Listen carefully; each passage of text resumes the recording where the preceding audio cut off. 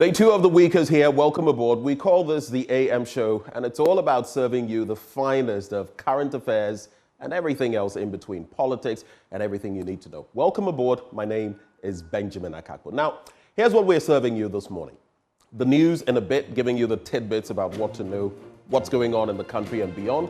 After that, we have a plethora of guests for the news review.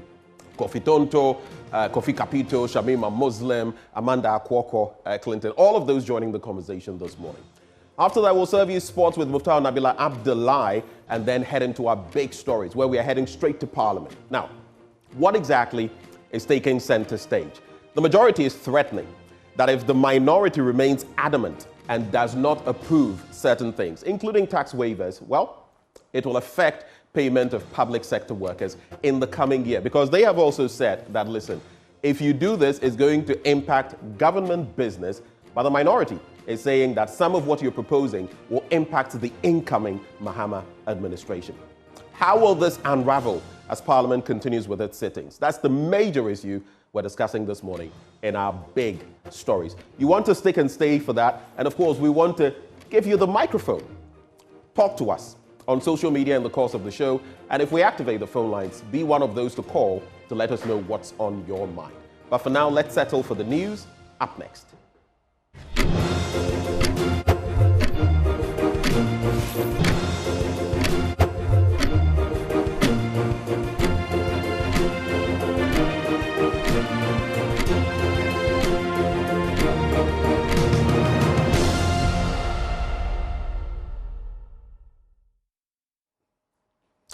Welcome aboard the News Belt. Now in our first story. The NDC in Parliament is set to block any government business which will commit the future John Mahama administration. Now, according to Minority Leader Dr. Cassie Latoforsen, the NDC has returned to Parliament only to deal with the mini budget and bills currently before the House. There's a $250 million loan currently before the House, as well as nearly $350 million worth of tax waivers, which the NDC is still opposed to. If the caucus sticks to their guns, 2 mining lease agreements from the Land and Natural Resources Ministry will suffer. Parliamentary Affairs correspondent Kweku Ashanti has the rest of the story. With Parliament having resumed, there is now major controversy on the number of business or the key business that the government side is seeking to push through. Tax waivers, loans, and other businesses are at the risk of suffering, with the NDC minority serving notice it will not allow those businesses to go through because they insist those businesses must be put on hold for the future John Dramani Mahama government to come and look at it. This is a transition. We should allow the next government to make that determination. But anything that will seek to benefit all of us, and all of us agree to, we will support that, like bills, lawmaking. But those loan agreements and the likes of, leases and all, must wait for the next government to make that determination. Dr. Cassie Latoforsen brought this issue back on the floor, alleging again government plan to buy some ships for Ghana's Navy at a cost of 140 million euros, something they describe as unacceptable. Before us, they are proposing to buy ships worth 140 million euros at this time. Mr. Speaker, it is very wrong for a government that is leaving office in 3 weeks,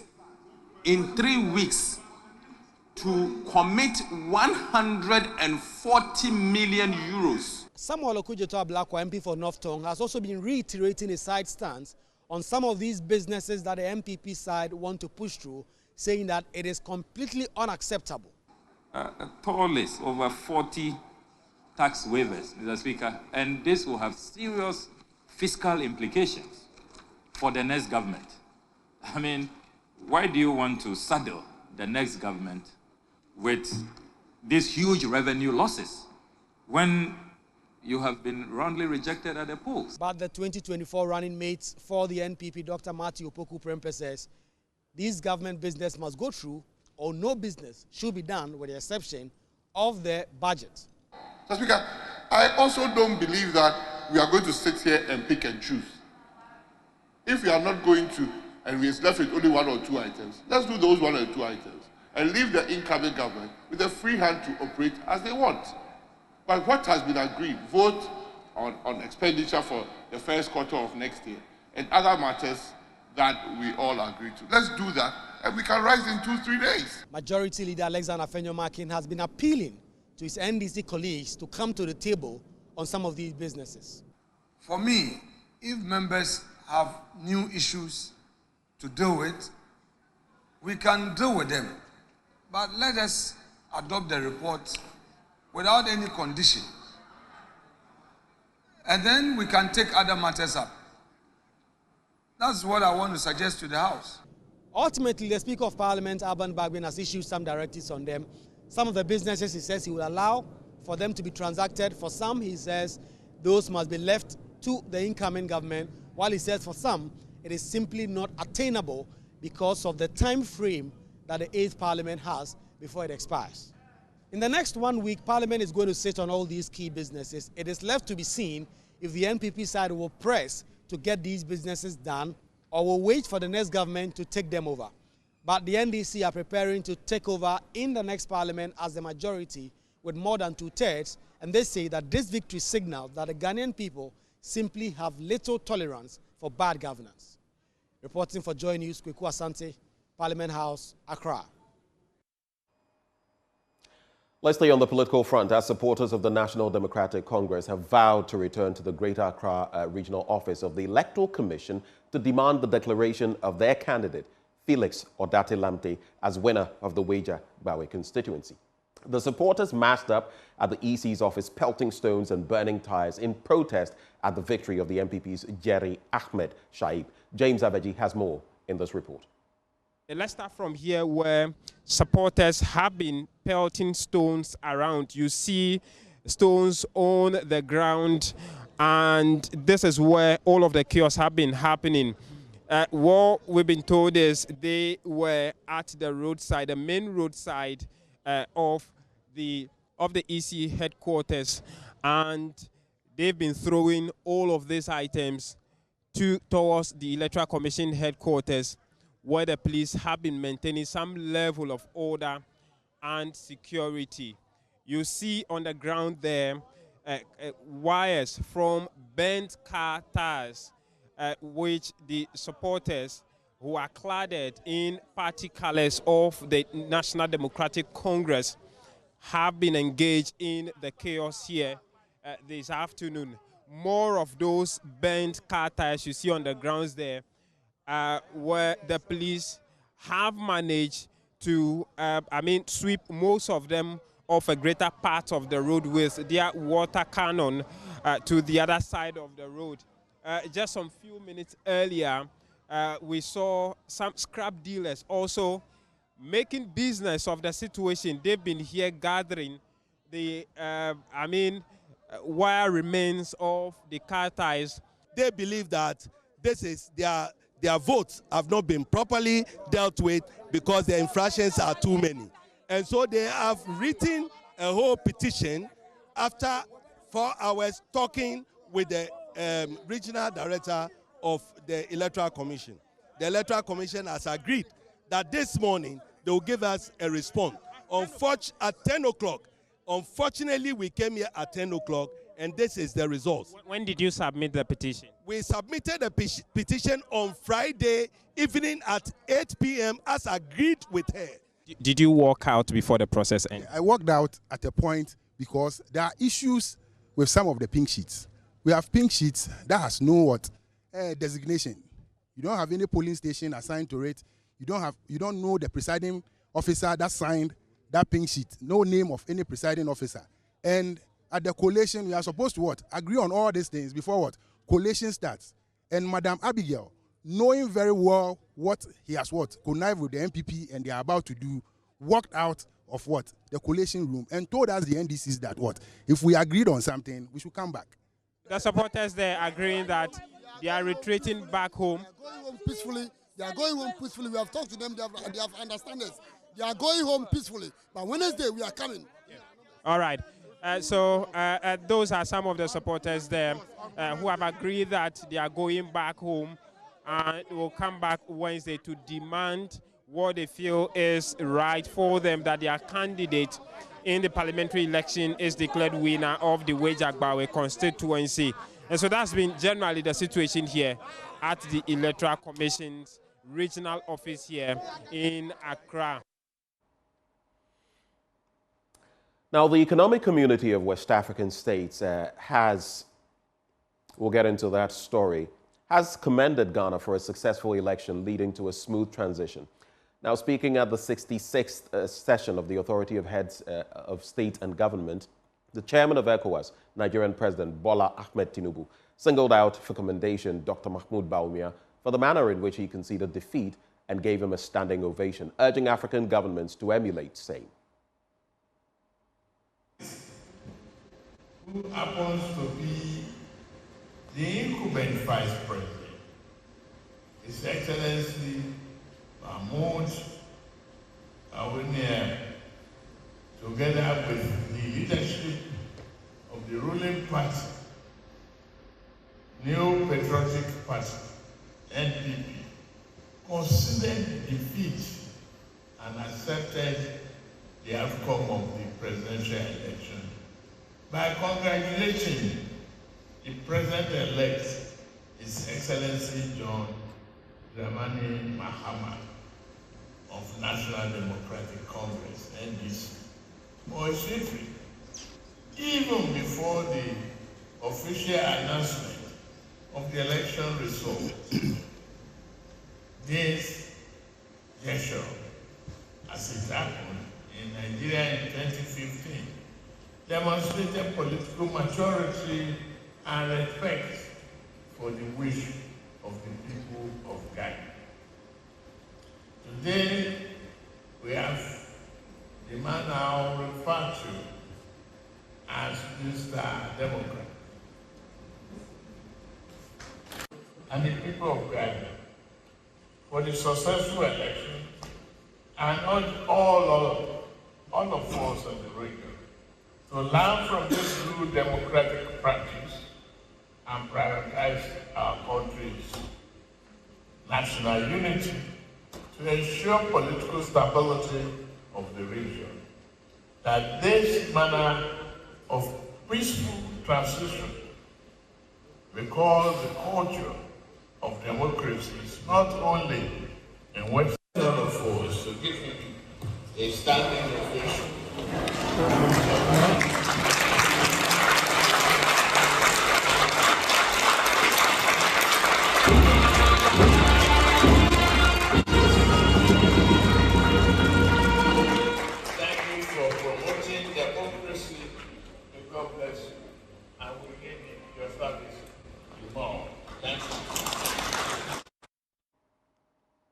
In our next story, President-elect John Dramani Mahama has stated that despite President Akufo-Addo's optimism about Ghana's economic performance, particularly the reported growth in the third quarter, the economy remains very sick. Speaking after members of the Ghana Pentecostal and Charismatic Council paid a courtesy call on him, he expressed concerns about the state of governance in the Electricity Company of Ghana, stating that the ECG was suffering from commercial and technical losses amounting to 32%. Which he believed was unsustainable. The president-elect stressed the urgent need for reform across the entire electricity value chain to ensure the sector's long-term sustainability. A conference. Apart from that, the priority really is the economy. The economy, even though the president sounded very upbeat about the third quarter growth, from the little briefing I have, the economy is still very sick. And there are many areas that we need to work on as quickly as possible, especially the energy sector. The energy sector can derail everything that we've done with regards to the debt exchange and with regards to the IMF program, because the debts continue to pile up there. ECG governance is in a very bad way, and so they are making commercial and technical losses of more than 32%. There's no utility company that can survive with 32% commercial and technical losses and still continue to be a viable utility. And so as quickly as possible, we need to do reforms, you know, in the whole electricity value chain in order that we have better efficiency and performance if we are to have sustainable power going forward. Now, touching on constitutional reform, he revealed plans to revisit the work of the Constitutional Review Committee. He intends to hold a national validation conference to reassess flagged issues and implement necessary changes. One of the early things that I think I want to do is, one, to begin again the process that was started by Professor Mills in respect of the constitutional review. It stalled at a certain point, and for the last 8 years, we haven't moved it anywhere. I think that the time has come for us to look at our constitution again. It has served us well, and I still believe it's one of the best constitutions any African country can have. But after using it for several years, we realized that there are a few parts that we need to tweak so that it can serve us for even further generations to come. Okay. And so one of the things that I intend to do is to hold a national validation conference where we would bring all stakeholders in a form of consultative assembly. The legal people will know how to phrase it so that we can move it forward. Now what we want to do is to bring the Constitutional Review report back to this validation conference. There might be things that we flagged that we wanted to amend that might not be necessary again this time. And then by the new things that we didn't really take notice of, that will become important for us to include in the review.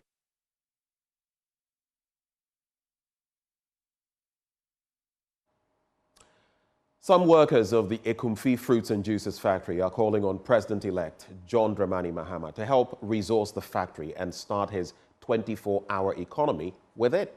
The call from the workers follows the use of the Ekumfi juice by the president and his entourage during his Thanksgiving service at the Assemblies of God Church on Sunday. According to the workers, the factory would be able to produce more of the juice for the Ghanaian markets and for export if the president helped in its expansion. Yeah, on the farm producing the raw material to feed the factory. As we are speaking now, first of all, I'll give thanks to the incoming president, His Excellency John Dramani Mahama, for showcasing Ekumfi Fruit and Juices, our products, on the social media. We Ekumfi will appreciate that, and we are looking forward of accepting 24-hour economy to work with him on our farm so that we can produce raw material, which is the pineapples, to feed the factory. As we are speaking now, we are currently under capacity. We are supposed to produce between 7,000 to 9,000 acres of pineapple. But currently we are at under 1,500. So if you compare, you see that we are way, way below. So we are looking forward for the new president to also come on board so that his policy of 24-hour economy will come to support Ekumfi Fruit and Juices factory as well, because the juice is not much more available in market as we wanted to produce.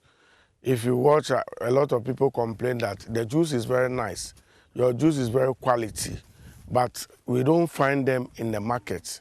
It's because we don't have enough raw materials. So we cannot produce a lot for the market. Ekumfi Fruit and Juice, we have a lot of vast land that we're supposed to employ or that we're supposed to clear. But because of about 2 years ago, we were having a lot of problems, financial problems, dollar top and down. We were not getting the money to clear the land. Workers' issue was also a problem. So we have a lot of challenges since 2 years ago up to now. So my appeal to the President-elect and then the MP-elect, that this factory that the outgoing president brought it to us is a good, it creates a lot of employment. Look at me, I'm from far away from Upper East, and I'm here. And it has created a lot of people, employment from the other neighbor constituencies.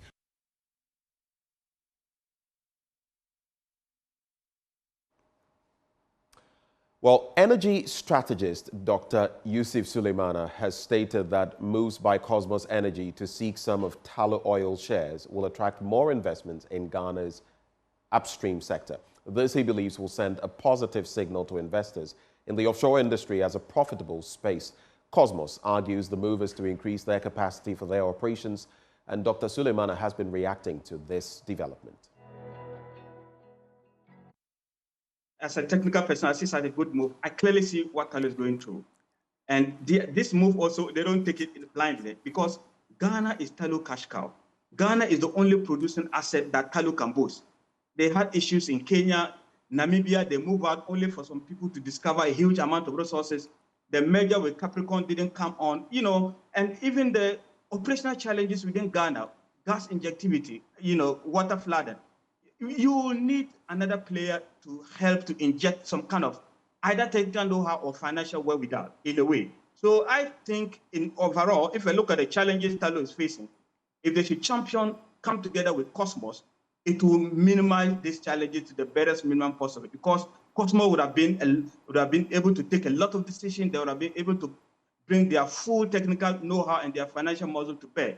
And I think what we need now is investment within the Ghana upstream sector. And I think if Cosmos find it very profitable, and I think our fields are very profitable, they will do a lot of investment. And that's why I see it as a positive move.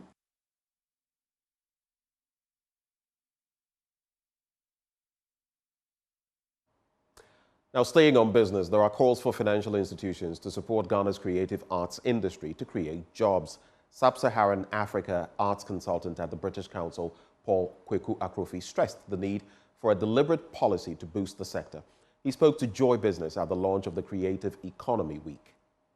The Creative Economy Week really is our attempt to bring the sector together, to at the end of the year to look at what we've done, what our achievements are, the projects that we've implemented, and the partners we've worked with to celebrate this, but then also to look forward into the future and then to see what sort of activities or gaps we can help fill with the programs that we have. So the relationship with financial institutions really is one of trust, right? And it's also one of being able to show that you can pay back whatever monies that you're asking for. Creatives often don't look at themselves as businesses, right? And so having a strong business proposal, having a strong package that's attractive, that can show that you can bring revenue in, right? And if you have sustainable revenue, every financial institution will invest into you because they know you get them their money back. However, the advantage creatives also have is that there are various financial instruments available for them. There's grants, there's certain organizations that fund creative projects exclusively.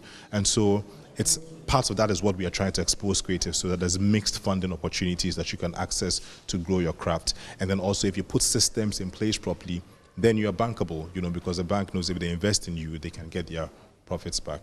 Yeah.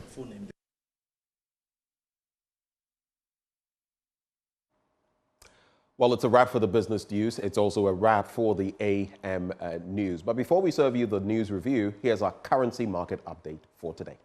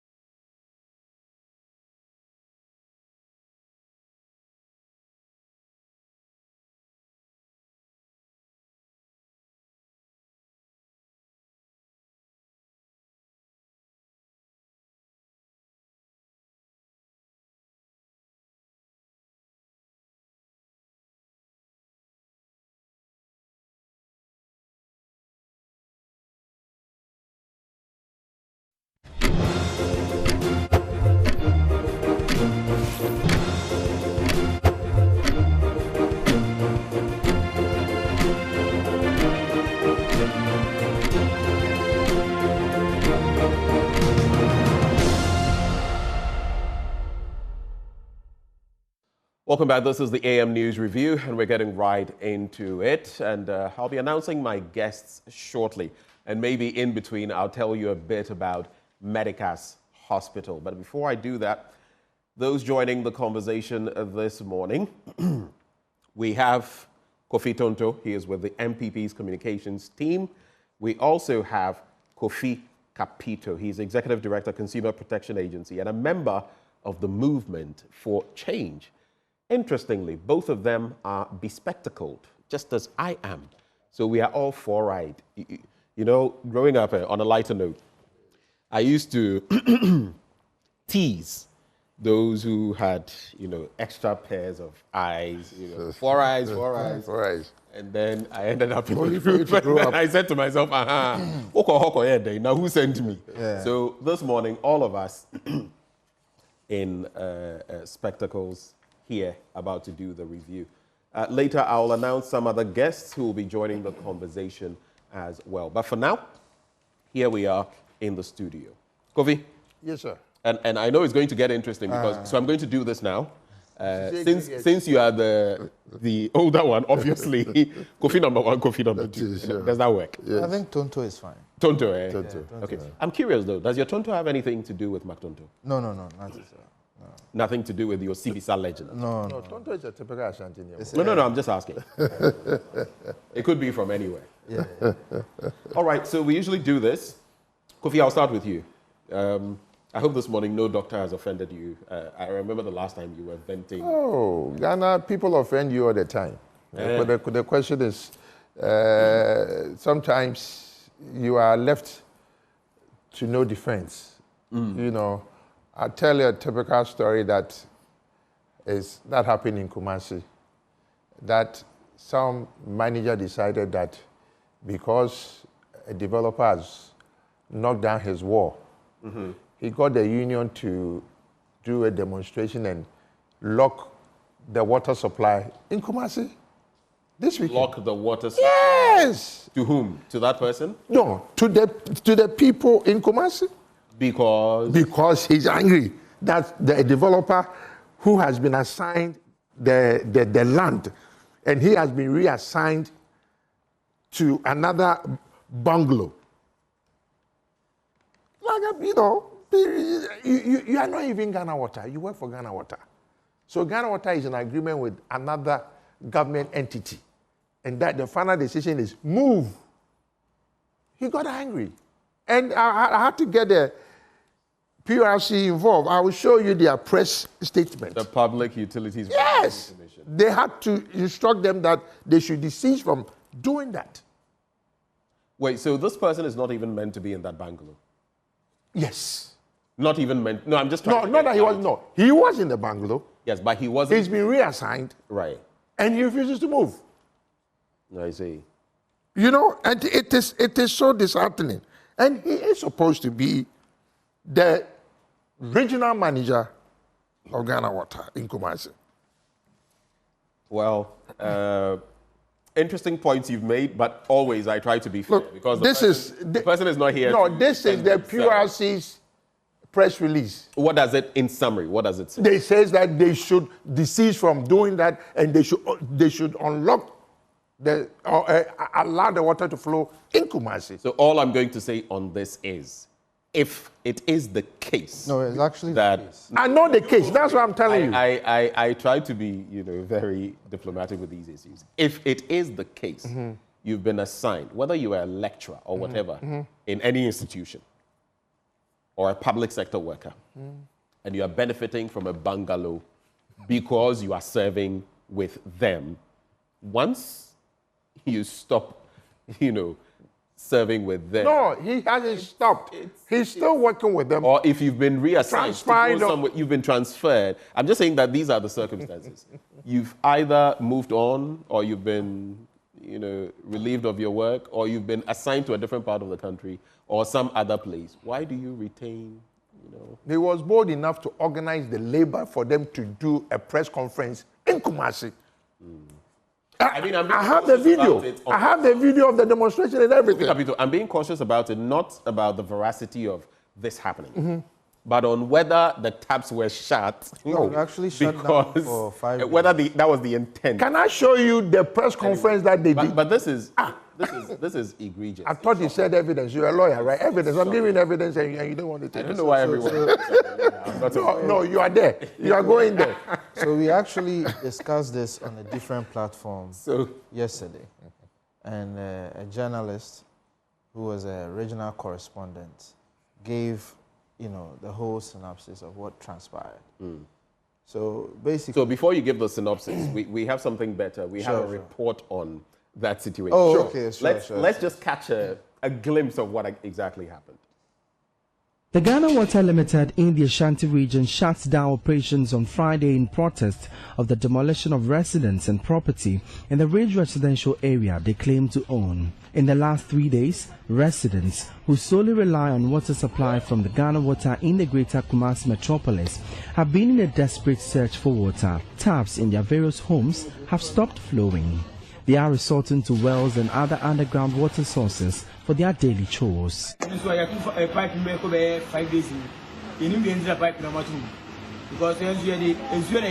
taps haven't been flowing for the past 3 days. We need water for our work. We are now resorting to fetching from wells.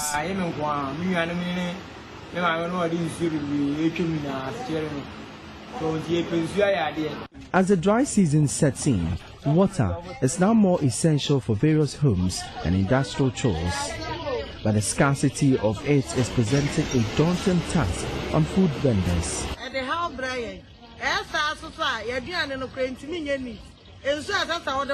We must use water in small quantities for our chores, which is unhygienic for cooking.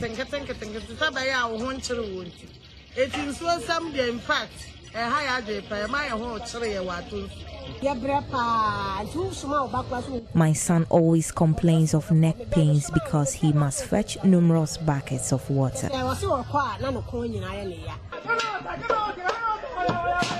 The Ghana Water Limited in Ashanti halted their operations in protest of what they described as unlawful demolition of a property they lay claim to own.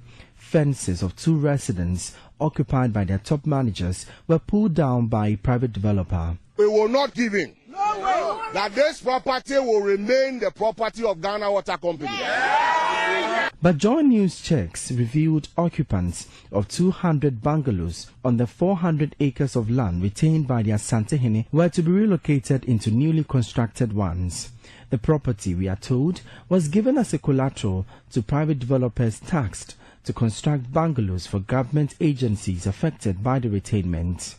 The Vice Chair of the Senior Staff Association at the Ghana Water Limited in Ashanti, Emmanuel Okoti, says the affected property houses a crucial component for effective water distribution in the metropolis. He says they are not relenting on their demands. Well, you know what they say, ignorance is bliss. And I guess crass ignorance was displayed at its highest in this incident. Coming back into the studio, I can't for the life of me. First off, the property is not yours. It's the state's. The land belongs to someone. The person is reclaiming. Now, you say you are shutting water because, well, it is clear that all these elements should get a taste of the law. That is no, yeah. No, I fully concur. I mean, I heard it yesterday for the first time. And for me, it's the effrontery that you shut water down for the entire Kumasi metropolis. I mean, we are talking Can you imagine how many people will be affected? Yeah.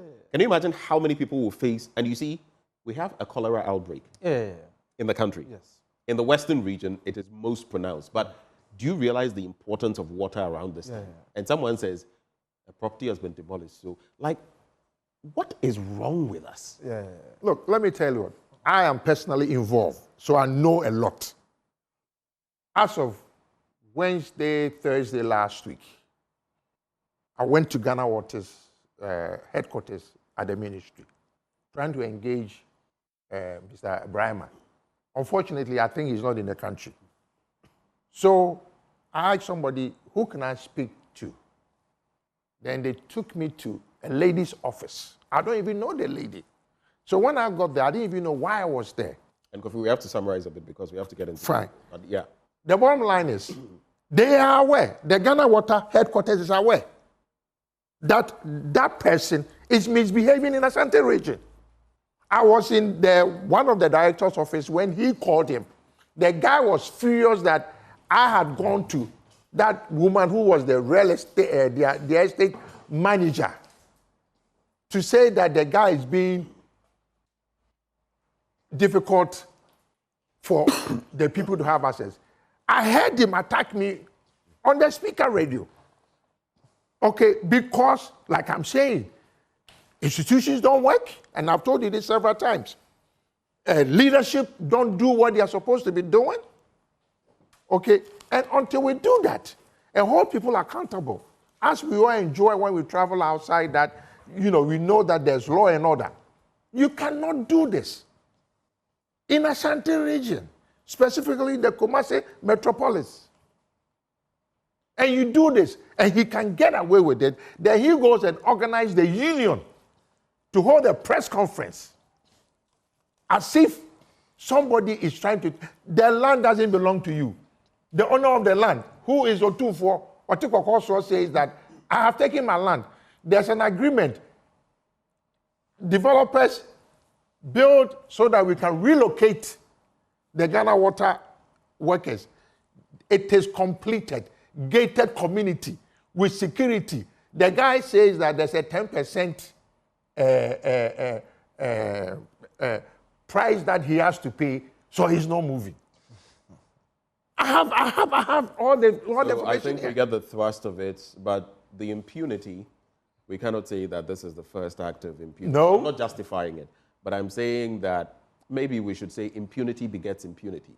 And once we start cracking the whip on some of these matters, and we should use this as an example and crack the whip, I guess people will realize that you can't engage in such activity and get away with it. Let me also welcome aboard Shamima Muslim. She is with the NDC's communications team. Shamima, good morning. Good morning, sir.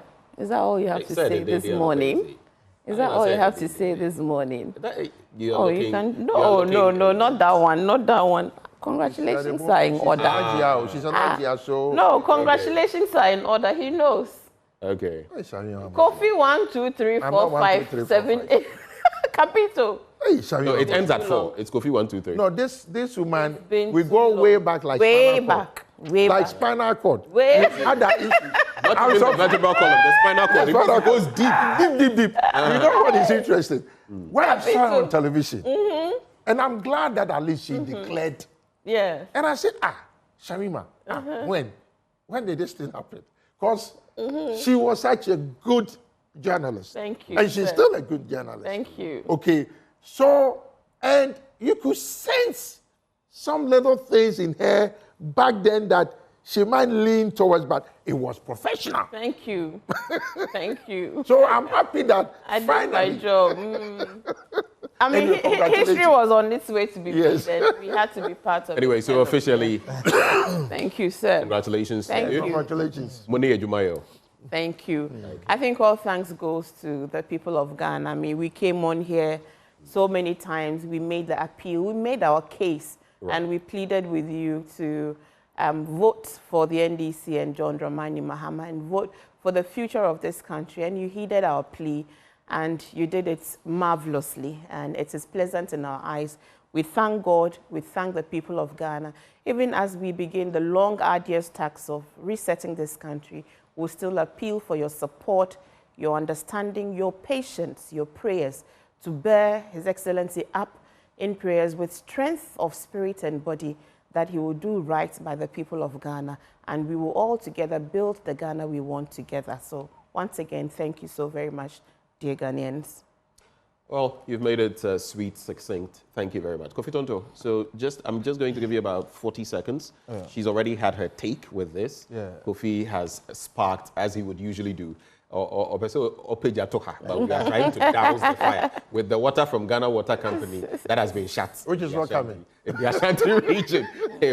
But I'll just give you, if you have some thoughts you'd like to espouse this morning, very quickly before we get into the on which issue? No. Generally, we allow about 1 minute. Oh, no. I think... you think we can move on? Yeah, I think we can move on. All right. He's really explained everything on the water issue. Okay. So In that instance, I have a concern. You do have a concern? Yes. What is it? In fact, this morning when I was coming, Joy FM played the story, the impending crisis facing tertiary institutions and their ability to give offer letters to the students who should be graduating from the WACSI examinations and receiving their results, but because of government's indebtedness to WAEC, in the tune of, I hear how many millions of cedis, let me see, just this morning, over 156 million cedis. Government is in debt. It's indebted to WAEC. So, I mean, that is a bit of a big worry. Here are these students who are home, have been patiently awaiting their results, which should have been out, which is not yet out, and indications still are that it doesn't look as if government is going to resolve that matter soon. These are one of the many problems. Matter, right? Well, it's not a matter that just started. We've owed some of these institutions, including WAEC, for a while. We do something, and then we incur more debt. But this is where we are now, to the extent that it looks like there's a threat to their absorption into tertiary institutions. What do you see to be the way forward? Pay them. But they don't pay them. I mean, why do we even allow such debilitating things to happen that threaten the very, existence and operation of these institutions? And, my brother, the rot at WAEC is just evident everywhere else that you're speaking of. There's just so much indebtedness on the side of government. Over the past 8 years, a lot of things have just become so worse. And you're asking, where were the resources? Because we're dealing with a government that arguably has had the most resources ever in the history of our nation. And it seems to be the government that is going to leave the legacy of the most debts for Ghanaians. Everywhere is crippled. Even at the presidency, we hear stories of how the administrative structures at the presidency has ground to a halt. Basic things to work, papers, are problematic. And this is it. And this is why we are where we are. And this is why Ghanaians have spoken the way that they have spoken. And I think that people who know that they've done wrong by this nation, people should volunteer a lot of the loot that has been taken away from this nation. They should volunteer. They should volunteer and bring it back. People should be getting ready to come and enter into plea bargains with government. So what I was about to say, we have to move into the papers. What I was about to say on that was, don't expect people to volunteer. Will people pay taxes unless we have punitive measures for, tax evasion, not tax avoidance, right?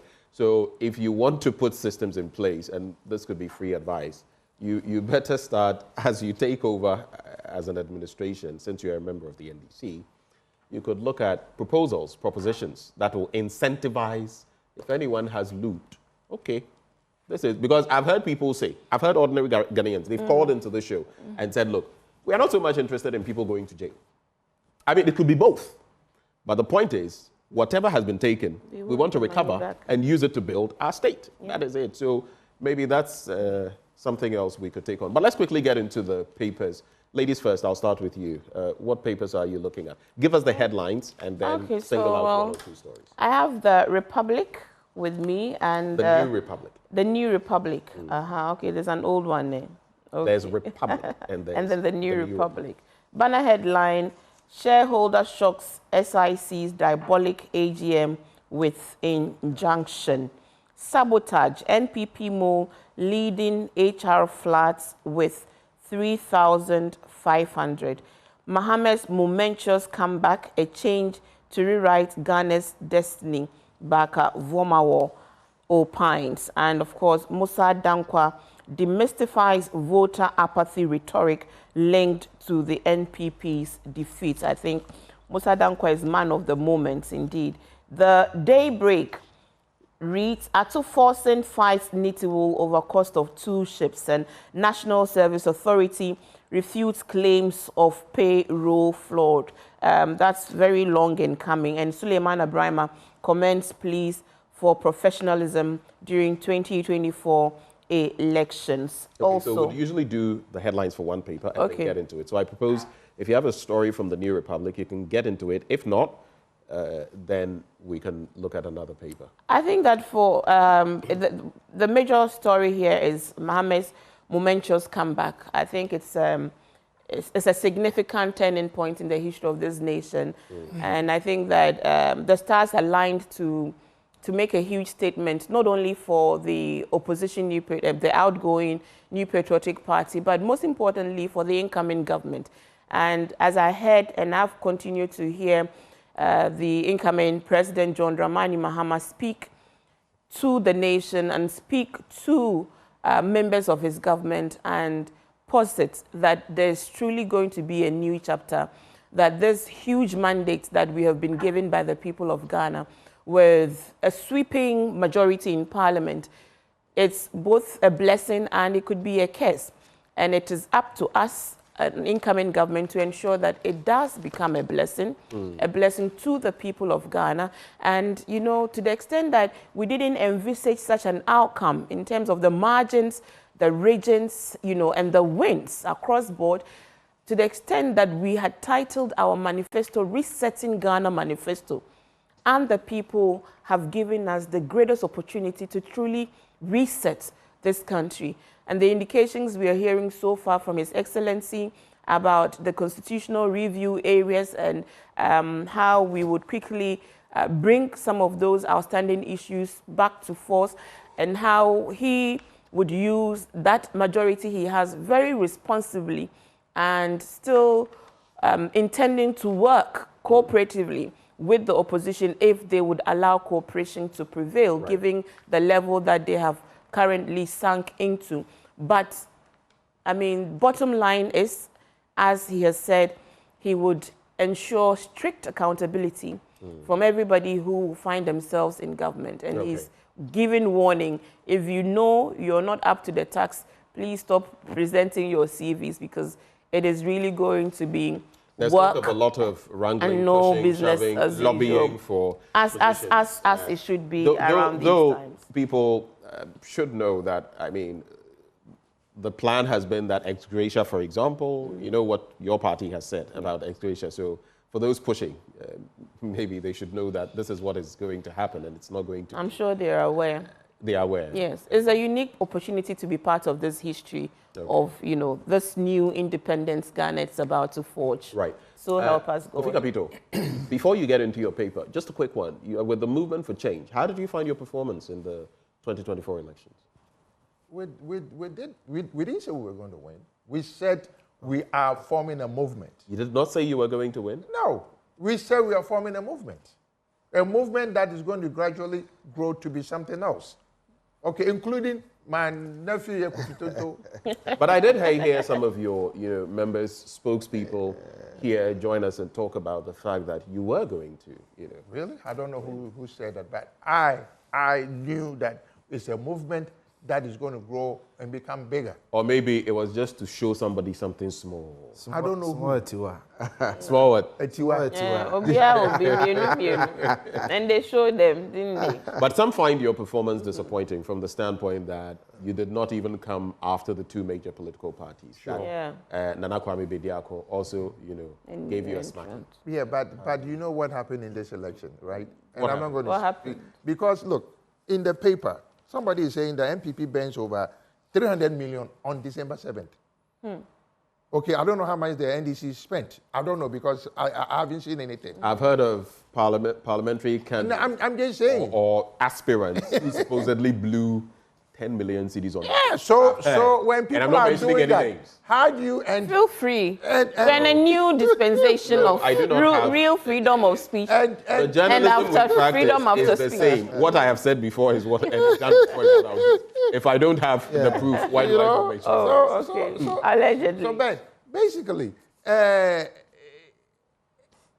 we just wanted to make a statement that Alan Tremartin is a force to reckon with. And paired what happened. Look, Alan, obviously, even I'm sure his DNA is MPP before he stepped out. All right? So am I. But the question is, when in a group, when there's trouble brewing and it's not tackled, you can expect some of these things. So to me, whether winning or not, they say the end justifies the means, right? All right, let's get into the papers. What do you have? I have the business analyst, right? And I want to say that the front says, CD makes gains, ECG's 32% losses unsustainable. How do you finance your Nkokon Ketenkete after promising huge tax reduction? Afenya Martin is the one saying that. And the ECG one was attributed to the incoming first gentleman of the land, soon to be President John Mahama. And then government financing needs to remain elevated. A 2-year bond to be issued on second quarter since DDEP and IMF. And then government records 19.75 over subscription of treasury bills. Any one of those stories you'd like to? Well, not at the, but it is in the middle, actually. And to me, it's a plea and an advice that when I meet His Excellency, the President of Ghana, John Mahama, as he's coming. President-elect. Well, elect, appointed, whatever, it will happen. So let's not. So the point, it's a technical term. He is not president now. Okay, President-elect. Or former president. Can I say former president? If you want. Okay, fine. It is two. One is the plan to scrap betting tax. Sarima, yes, I beg you people, the reason why some of the, there are some taxes that I agree that you should scrap, but betting is a vice.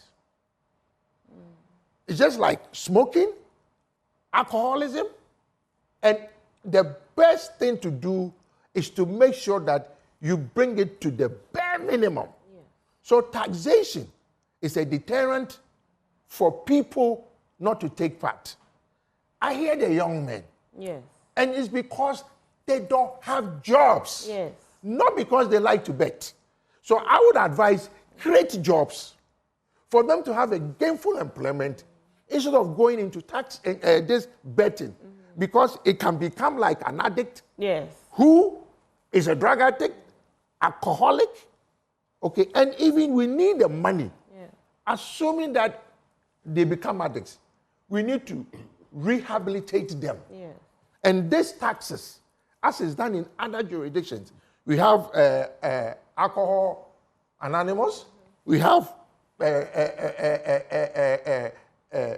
Gambling Anonymous, that people go to make sure that they reform and they don't do it. Just like drugs. Kofi, let's make our points, brief, succinct. So your point is that we should retain the betting tax. Yes. Right? Okay. So before Shamima comes in, 2 quick points. And then the last one. The last one, this says customer care and services experience, integral elements of brand position. I laugh when people talk about these things in Ghana. We can't even, and that's another one that I beg you, in your manifesto, you promised to pass the consumer bill. Okay. As MPP promised that they didn't do. Yeah. He's talking about in a global market. In the global market, if the consumer is not protected, businesses will not thrive. Yeah. So please, these are the two. When I see him myself, I'll tell him, but since you are going to see him maybe today, I'm giving someone is asking about the lottery. That how about those who stake lotto, all of that. But there are, yes, I know. Lotto, they pay tax. I know. Now, there are 2 quick things to look at here. I look at it from both sides. I don't bet. I'm not a betting man for religious reasons and other reasons. I don't force that on people because it will be our arguing. Now, if you look at it from the standpoint that the tax should be retained, some would say what you are saying. It's a vice I know people who have blown family resources on betting. You are Muslim. I know a lot of Muslims who are completely averse to betting. I am averse to it as a Christian. And I think there's a point to be made there. But the other side will tell you, is it a zero-sum game where you can't do it side by side, where you can't maybe, as you create jobs, you try to create jobs, but you also scrap the stacks. The point being, do you know the possibility of winning a bet? Do you know? They said chances of you being struck by lightning is much. So the chances of winning a bet are way less than 10%. So Not the argument, I'm saying way less than 10%. The argument on that side is, okay, some of these young people don't have jobs. When they get a little money, they go and use it to bet. Now, if they get a winning, after having tried maybe 100 times and winning once, a small sum of money in the pot, why should you tax that? So there are different arguments from different angles. I tend to lean towards scrapping it. Can you give me your but at the reason same why time, you want it scrapped? Do you have a reason? I lean both ways, like I've said. No, you said you lean towards. So give me the reason why you want allow it me to scrapped. expatiate without trying to push me to the wall. I'm not pushing you to the wall. You push me to the wall, so when I push you, don't worry. If we do the right thing, naturally, a lot of people will not even have the time or the laxity to want to push money into betting if they have something dependable they are doing. I know a lot of people, and I say this because the people in my circle, a lot of them it will shock you, right? You think it's only those ones you see on the street who are, trust me, the people doing massive betting are not the people on the streets. I agree with you. They are people with, so there are so many layers to this conversation. I don't want My any simple young point is- person. I don't want any young person to think his escape of poverty is better. The road is very, very, very, very dangerous. As you yourself said that it could be possible that they will do things just like an addict who needs a fix. No, you do become an addict. Yeah, so that's what I'm saying. I acknowledge. I'm not saying it's not a problem. You see, the thing is Kofi, that... before you come in, I'm not saying it's not a problem. But in handling problems, look at other jurisdictions. How do they handle this? Which one? They have different... Why? Don't people bet in the UK? No, they do. In the United States. The Betway and the rest, they're not from there. In the United... No, you still pay tax on it. In the United States, you hit that mega million. Yeah, the $100 million. Do you know how much comes to you? About 48%.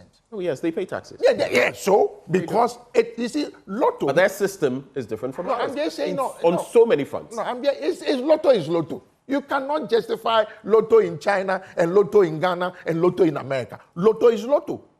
That's what I want you to understand. I'm only looking at it that it is, quote unquote, supposed to be the young people's thing. These are the future. You get my point? And I don't want them to get on the road that it might make it difficult. We get the for them in thrust the of your future. argument. Let me bring Kofi Tonto in. Yeah, so for me, I think the betting thing is more nuanced than we've made it. It's not just a case of jobs. Right. You know, so we need to really demystify the argument that when you create jobs, young people... Like I was saying, there are people who are wealthy who are still, engaging. You know, growing up in the US, I mean, I've seen people betting who have jobs. So it's far more nuanced than that. We really need to look at what behavior is driving the betting. You know, it's like people doing fraud. You would think that they are doing it because of poverty. But oftentimes it's about luxury. They want to have a luxurious lifestyle. It's not just about putting food on the table. So it's far more nuanced than we are really making this argument. And you could even extend it to some bit about galamsey. Not all. Of course. Some. Of course. Some of it Of course. It's not so much about bread and butter. Exactly. It's more about luxury and living a certain lifestyle. So I think we ought to have a more nuanced conversation when it comes to betting than saying that John Mahama should come and create jobs and then we can do... No, it's far more... I mean, it's one of the layers, but it doesn't mean everything. It doesn't I'm saying solve that the severity of it, the degree to its contribution may be negligible. Right. Look, there are a lot of people, as you rightfully said, who are gainfully employed in the betting lifestyle. Gainfully employed in the betting lifestyle. So we need to have a more nuanced conversation around it. And for me, otherwise what's going to happen is that in 2 years' time, John Mahama will claim that he's created X number of jobs and betting will still be on the high side. You get what I'm saying? Let me ask you this quickly so we move on. Do you feel, though, because one layer to this is where people feel it is destroying the moral fabric. You see, if you have the tendency to bet and you lose, you tend to want to go and find money somewhere to go and bet again. It creates other vices. Hoping that you will win. Yes. And in sometimes trying to get that money, people may end up in different vices, trouble, stealing and all kinds of things. Do you think from that standpoint, the moral standpoint, it's becoming a problem, or it has become a problem? It is a problem. And yesterday or 2 days ago, an issue that came up on Facebook, and I don't want to embarrass the young man, so I won't mention his name. There was this young man who came out saying that he has to pay his school fees, and it became a sensation on Facebook. And the lady was generous enough to say that, okay, this is the 2,600 cedis, go and pay your school fees. Then the lady asked the young man, can you give me a receipt? The young man then presents a fake receipt, Then the interrogation started. So eventually it turned out it was not just the 2,600. He had taken money from his mother and other people to a sum of 10,000 cedis, and all of it to betting. All of that money to betting. So I can definitely get the point that you are raising, that it's a vice which leads to other more vices. Sometimes criminal... It's like a Pandora's box. Yes. Once you open it, other things and sometimes criminal So vices. just to end, do you think the tax should be scrapped or it should be retained? You see, for me, I can see... Because I'm also conflicted in a way. Yeah, I agree with you. I'm also in the same position. To a degree, a part of me feel like it needs to be taxed, and even at a higher rate than the 10%, to serve as a deterrence.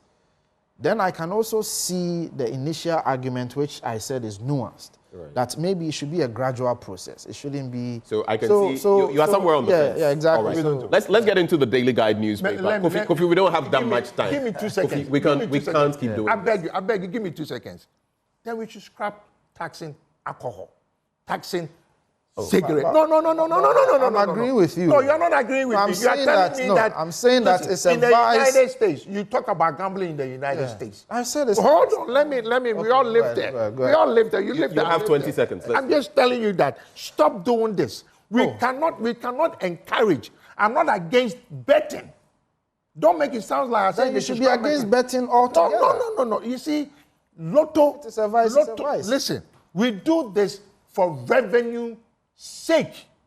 Okay, so Kofi, your point is made. He's not against betting, but he is for taxing betting. If you let it be taxed.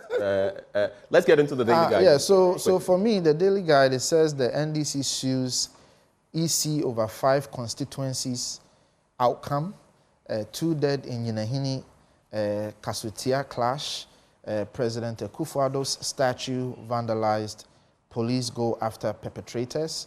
We won all 12 disputed seats. This is MPP making a claim from a press conference yesterday. And then it says, Speaker urges prioritization amid busy schedule. I think it has to do with the discussion from Parliament yesterday as to what ought to be prioritized. Somewhere. Of course, because it's a short period.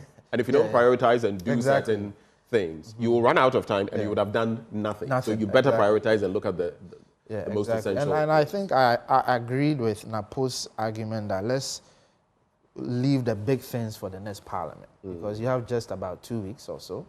So leave it for the next Parliament to really take time to. Because but there's also a standoff. Let's go for the jugular because of time on the bit about tax waivers and others to be approved, and if not, certain actions will not be taken and all that. I don't know.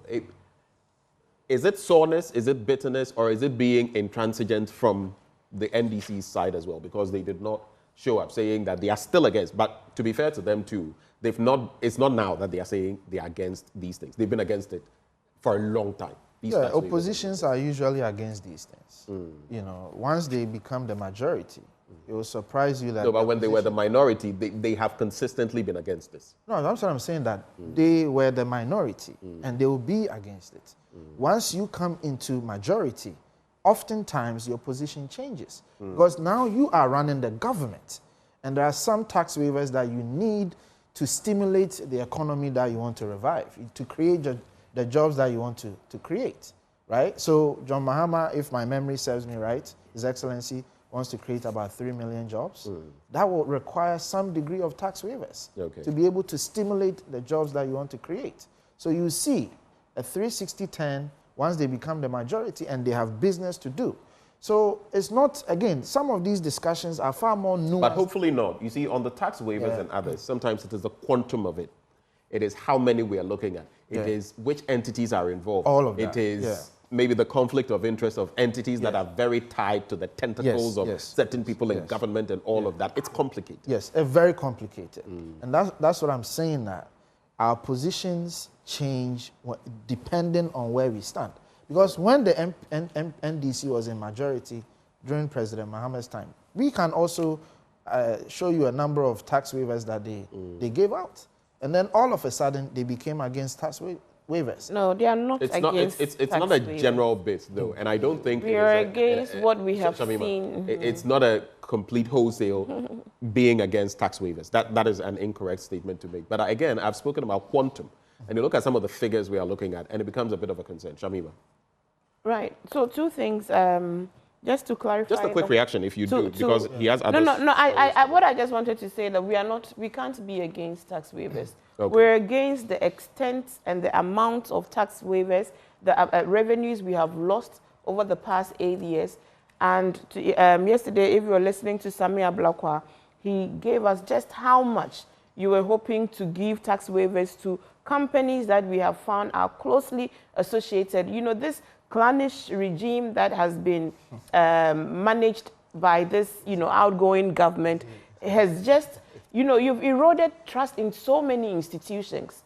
And I think that we need this process of recovery. We cannot be against tax waivers. If you have a reaction, it must be quick. Let's look at some of this. You have 4 years. The abuse you have has 4 just years. been too much. You see, the lamentations ought to stop. It's not, nobody's lamenting. We have not even You started the day with lamentations. You have been voted into power.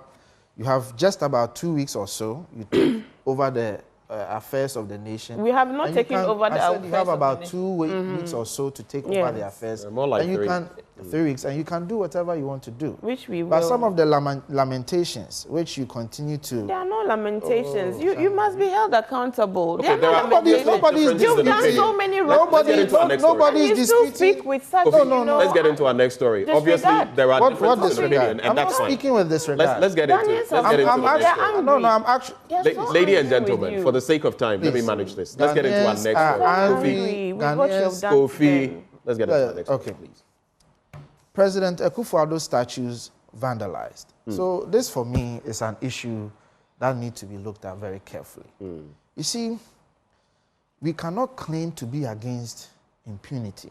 We cannot claim to be against ills of a government and then try to solve those ills with more ills. I mean, just imagine President Mahama finishing his term and a statue being mounted in his name for his contribution to the state. And somebody goes to vandalize This was statue. In some hospital, right? No, Takrady. The one in Takrady. Oh, okay. At the roundabout. At the roundabout. So the Takrady, that road is being done. Right. And they mounted the statue, and the road is about 80% complete, but it's not completed. And I don't know who committed it, but someone committed the offense by damaging the statue. President Akufo-Addo has done his bit for this nation. And I can list a litany of things that he has done to contribute to the growth of this nation. So it doesn't lie in anybody's mouth, nor in their hands, to say that you don't deserve a statue. You know, you don't. That's not how we run the country. So for me, you can't vandalize something like that, no matter what your sentiments are. So I concur. No. But let me quickly do this. Let's cross over to Collins Frimpong. There has been a fire at the Kwashiman cluster of schools, and my colleague Collins Frimpong is there. Collins, what can you tell us so far?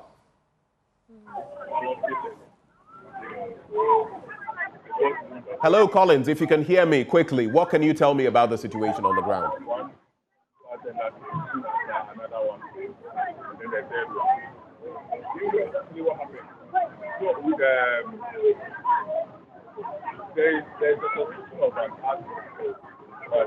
Well, I cannot hear anything from Collins Frimpong. It's not clear whether he's speaking or not. But you can see from the scenes there the fire service on the ground trying to douse the fire. And you can see those mighty flames in there. This must have started at some early hours of the morning. And you can see the ceiling of the building, or the roof actually, still on fire. The initial, the insides also on fire. Collins Frimpong, if you can hear me briefly, what can you report on this situation?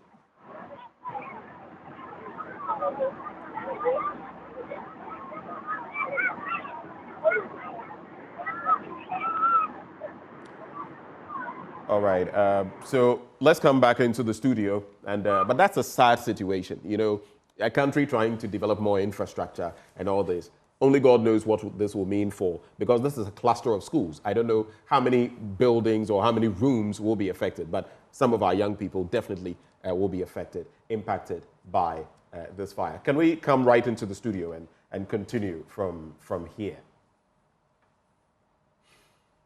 Collins, if you can hear me, what is happening? What can you report? Trying to put off the fire. We have told that the building was set ablaze around 1 a.m. thereabouts. When the fire service came around, they were able to put it off, but not completely. So they were called back again to put the fire off. So currently, the students are supposed to be in class, but because the building has been set ablaze, they are currently standing outside with the teachers and everybody here. The police are here to commence investigation. So this is what is currently happening here. I am told that at Kwashima Instructor of Schools in the Ablikmano constituency serves as the house for the electric materials. So for the election 2024 in Ablikmano constituency, the Kwashima Instructor of Schools was the house that housed the electric materials, all the electric materials from the parliamentary to the presidential. And the constituency already has had issues with police. So this is the constituency where we have a Ravana office, who is the MP, parliamentary candidate for the NDC. And also we have Dana Ekia, who is also the parliamentary candidate for the NDC. So here in this particular constituency, the NDC have been declared the winner. So a Ravana office has been declared winner during the collation at the Accra Regional East Office. And the NCC also believe that they have won. As a matter of fact, Nana Ekia Owusu FCA is on record to have said that they have won with about a margin of about 300 votes. So this particular constituency, in terms of parliamentary collation, it is difficult. It is one of the few constituencies that we are yet to know who is the clear winner, because the EC says that they should be recollation. So, and we don't really know what really has caused the fire. They should be set ablaze. But what we have been saying that it seems, some of the teachers are telling us that it seems people intentionally did that.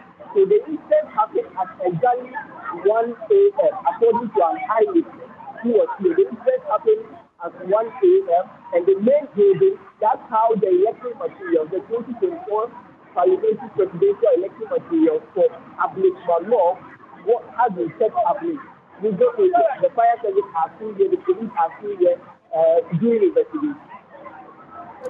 Collins, thank you so much for bringing us the scoop. Do stay with us on this channel as the show goes on, and in subsequent bulletins, we'll give you a further briefing on what exactly has happened to the Kwashiman cluster of schools, of course, that also in the Ablekuma North constituency. What is interesting from that picture is that this is where the collation actually was taking place, and there was an issue there. Now, there are ballot boxes in that location. So those ballot boxes, at least if those rooms are affected, it means these will be burnt. Any evidence that has been gathered will be burnt by way of the vote in there, and the students who school there will also be affected. Now, Now, the question is, was this coincidental? Could be. Or was it arson? That's another matter. But the NDC's Arabna Obin had been declared the winner there. So could someone have motive? That's what the legal people would have to look at very quickly. Let me come into the studio and wrap with my guests this morning. Any quick thoughts on that incident? Sorry about the defacing of the statue. I would also have to add my voice that no, we don't want a lawless. Very brief. Yes, we don't want a lawless society. I mean, we don't want to be taken back to 1966 after Nkrumah was toppled, and the visuals we saw from those who connived with the CIA to topple Kwame Nkrumah, not only his statues and his effigy, what do you call it? Effigies across the country, but even his intellectual work. Burned books. You know, my mother was a member, the young, what did they call them? Young pioneer, because she was a very brilliant girl in a school in Tamale there, and even shoes that they were giving, anything that she still remembers vividly. They came into classrooms and everything that was, you know, that had any leaning with Nkrumah was burnt.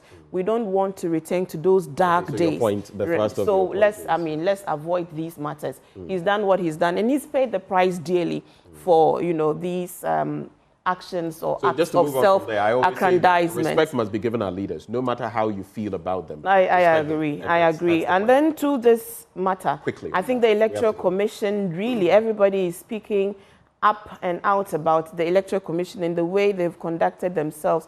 We have had a relatively peaceful election. That is giving. But these latter-day machinations and attempts to subvert the will of Ghanaians must be condemned. The Electoral Commission, as evidence has shown by statements that have come from Jean Mensah 4 years ago when NDC made similar, you know, calls for collation and recollation, which calls were rejected. And so the point is that why don't you just allow your own laws and regulations to work? All right, simple. 41. Right. Quick thoughts on this, Kofi? No, so we've already spoken about this. To your point, we need to find out the true cause of it to see if it's arson or just coincidence.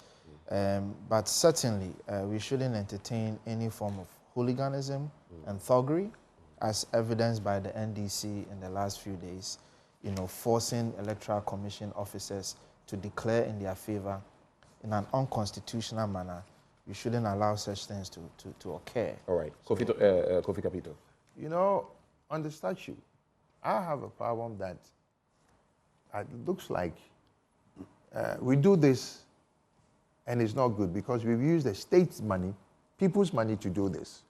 And what is interesting is you will end up, some of us who can afford it, get on an airplane, go to Trafalgar Square, and go and look at a statue there. So if we have ours here, let's keep it. Maybe in future, somebody will go and visit. But on this fire, right, I'm glad that they started at 1 a.m. so that the children were not in school. But, Ben, there's danger booming in Ghana in terms of high-rising buildings that are being constructed in Ghana. And the fire service don't have what it takes to fight it. That point is a crucial point, but it's one we'll reserve for another day. Daily Graphic, President-elect Mahama outlines top priorities. Ketasco concerned about Category B classification. That's interesting. Miriam Bona named 2024 Best Nurse or Midwife, and on the back page, lights the World Christmas Initiative. Church of Jesus Christ supports over 1,000 households. And that's how we're capping it off this morning.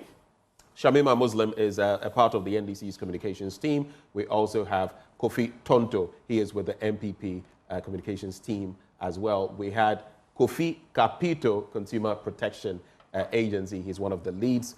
And yes, yours truly was also here some, like we used to write back then. Me too, I'm here some. Here some. So me too, I was here some. You have a wonderful day. Let's settle for sports up next Tuesday.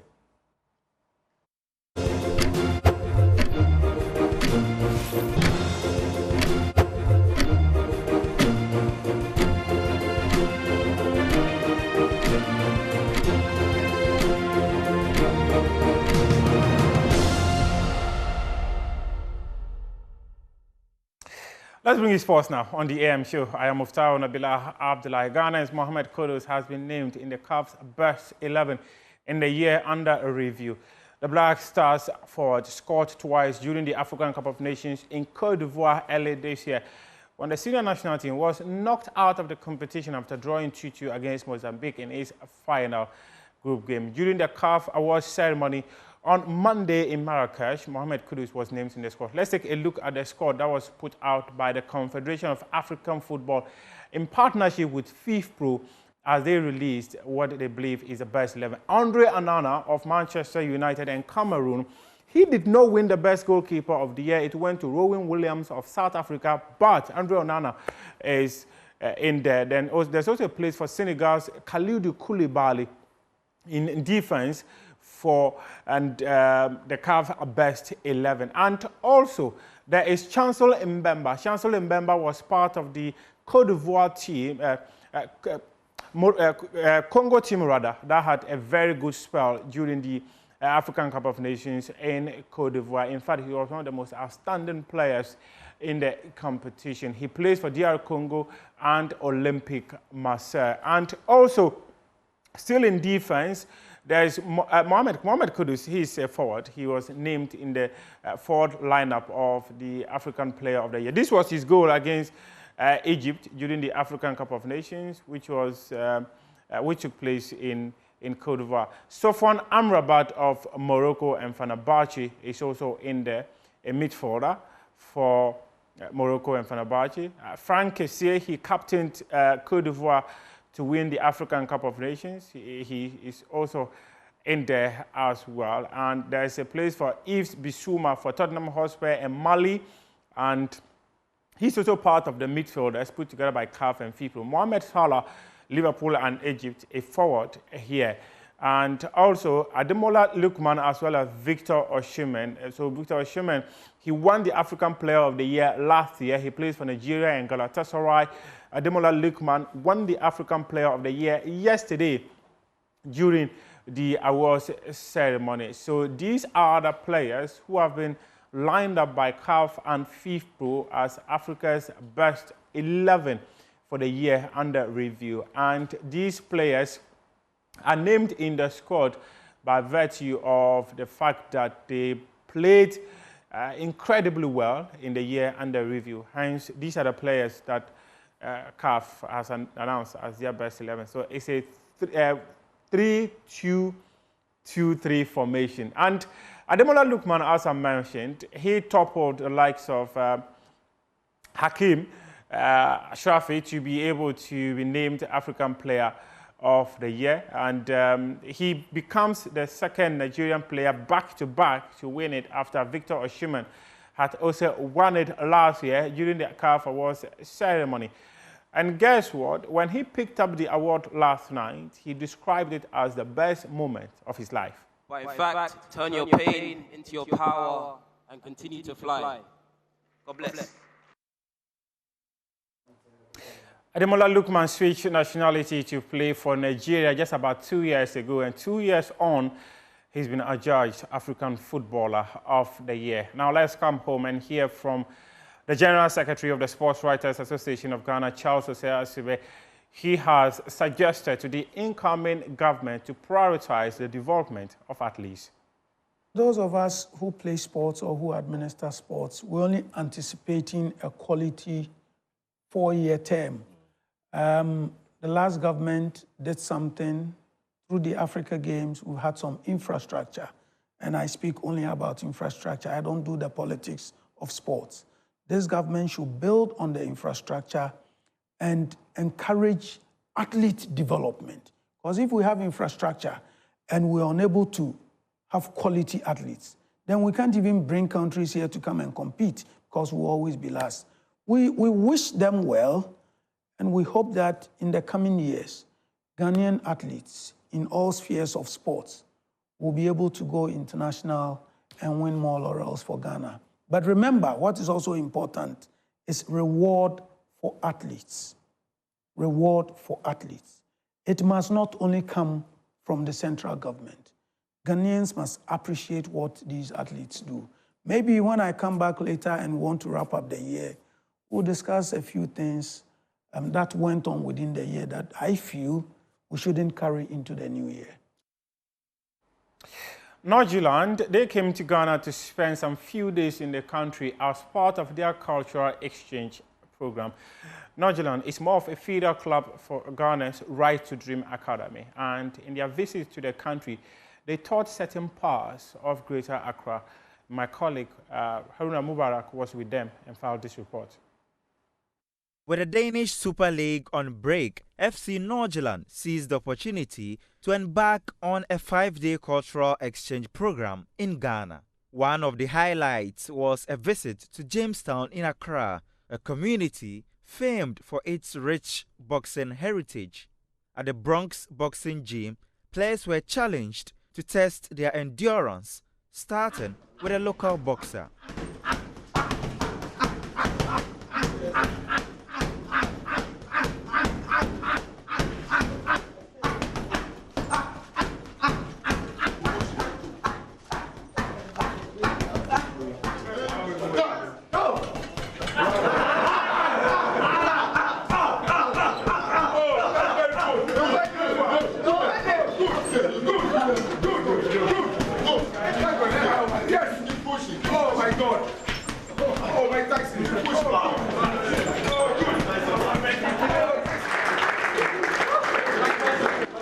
The team also joined in local games and spent time with students of the Right to Dream Academy. For first-timer Benjamin, the interaction with the kids left an unforgettable impression. No, it's been an amazing experience coming here. First of all, to see the academy, see all the kids, to see where many of my teammates come from, where they were growing up. And to see, to just talk with the kids and to see them train and to see what qualities they have when they're this young, it's unbelievable. Norgeland visited the Fojoku community for school engagement, where they participated in the traditional Agbaja dance. Michael Essien, a Ghanaian legend and member of the coaching staff, demonstrated the dance to perfection.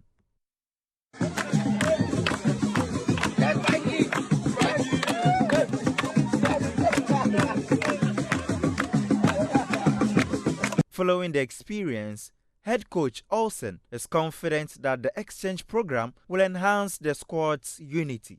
I think it's important for our team also in the education of the individual player and individual human being to see what differences there is in the world to unite them, create a strong football team, but also develop them as people. So do you see an improved level of integration in your squad heading back to Denmark? Yeah, I think I've seen a lot. I've seen the African boys being so proud to show where they come from. So been so open. Some of them are a bit shy and holding back, but in these days they have opened up, telling their stories about where they come from and so on, and also for the understanding for the guys from Northern Europe to see and be able to ask the questions and understand the culture and their background. It'll be so strong for us. Norgeland continues to be one of Europe's premier clubs for developing top talent, producing stars like Mohamed Kudus and Simone Dingra.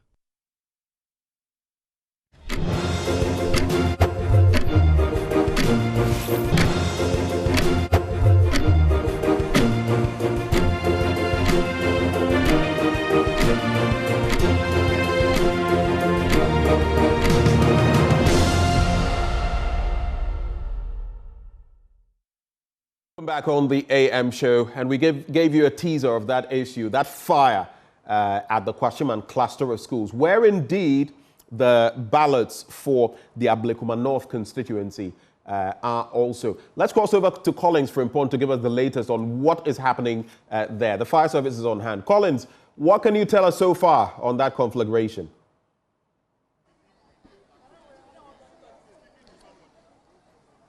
Benjamin, so currently the fire service have been able to put off the fire right now. So the building which was set ablaze was the library. The ground floor was the library where it had the election materials, and the second floor was also the science laboratory, and the third floor was an ICT lab.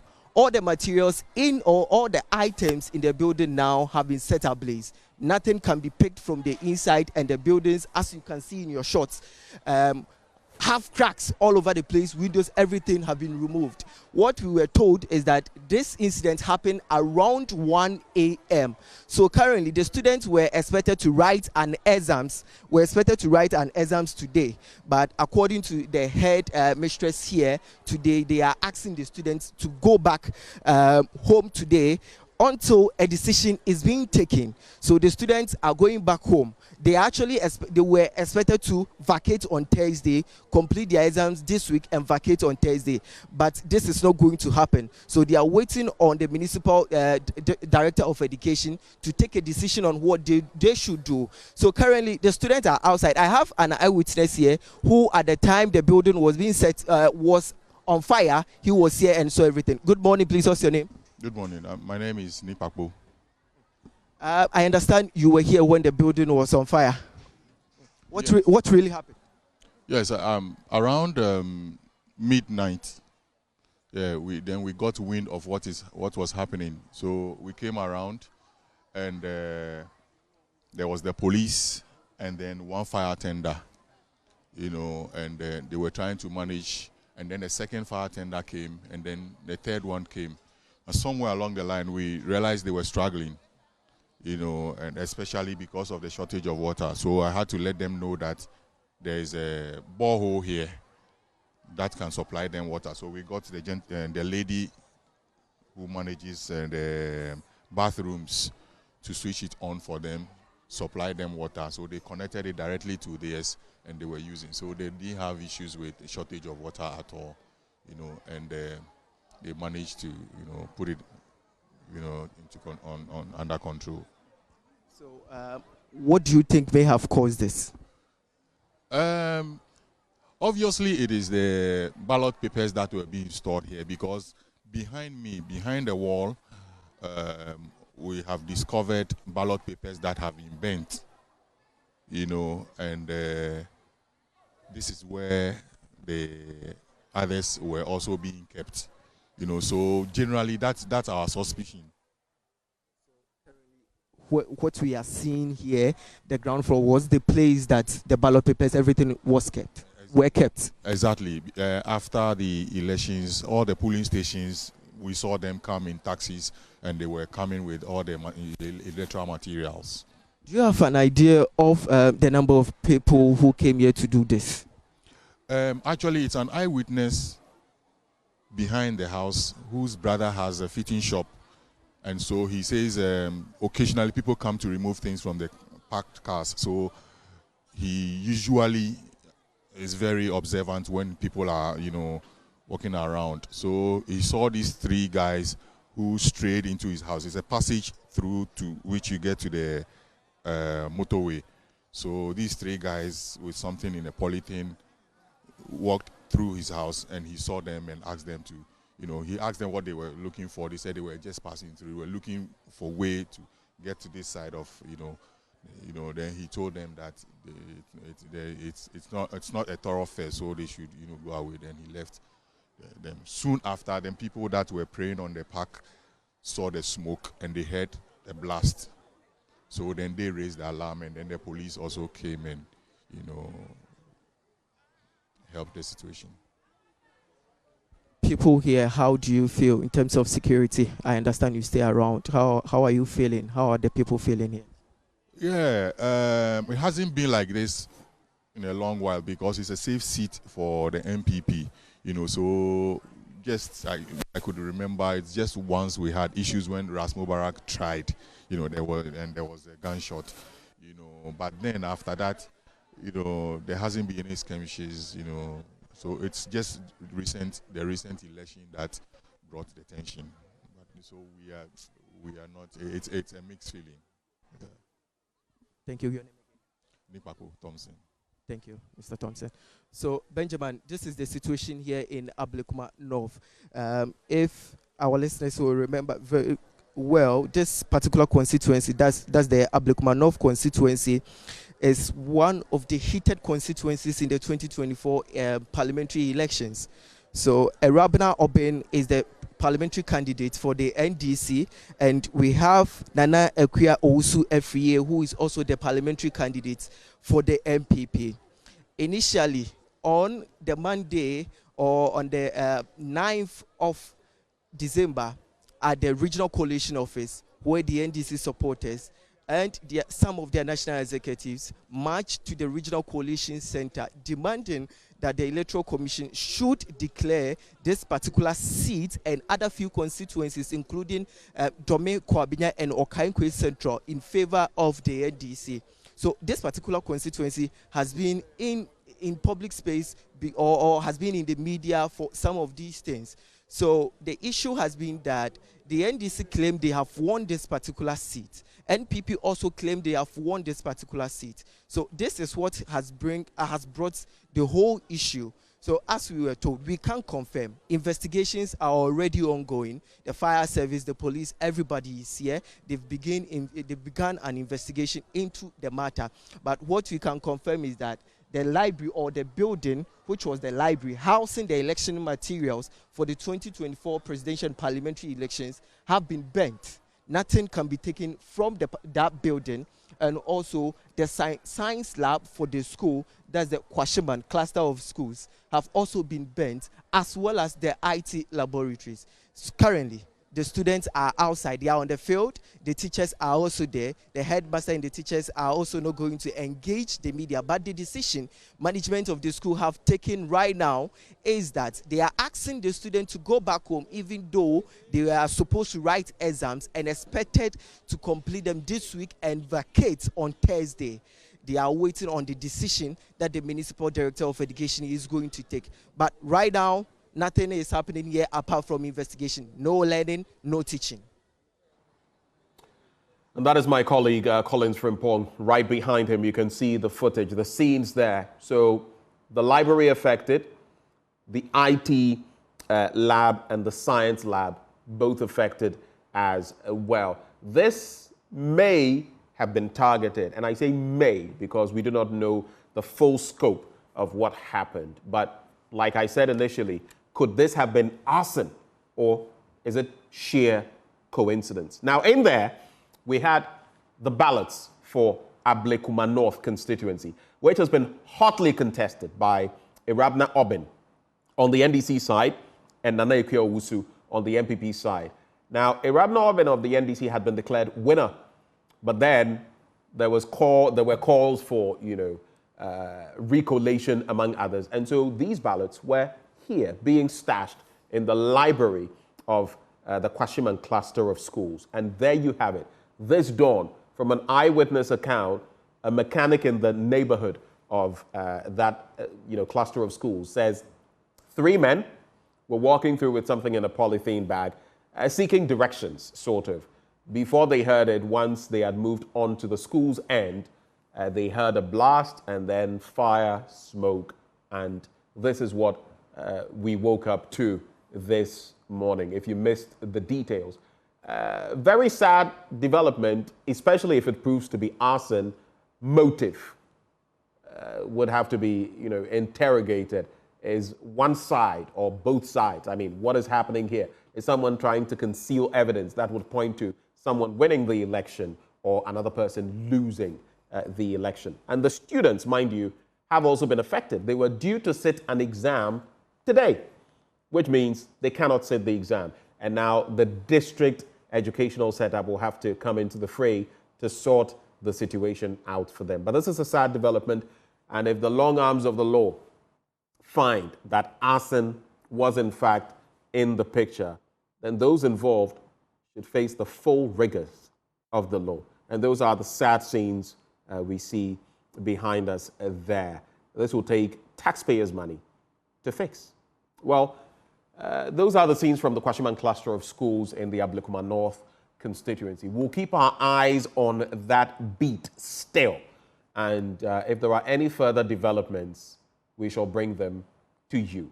But stay with us on the AM show. We'll be back with more topical conversations. We'll be right back.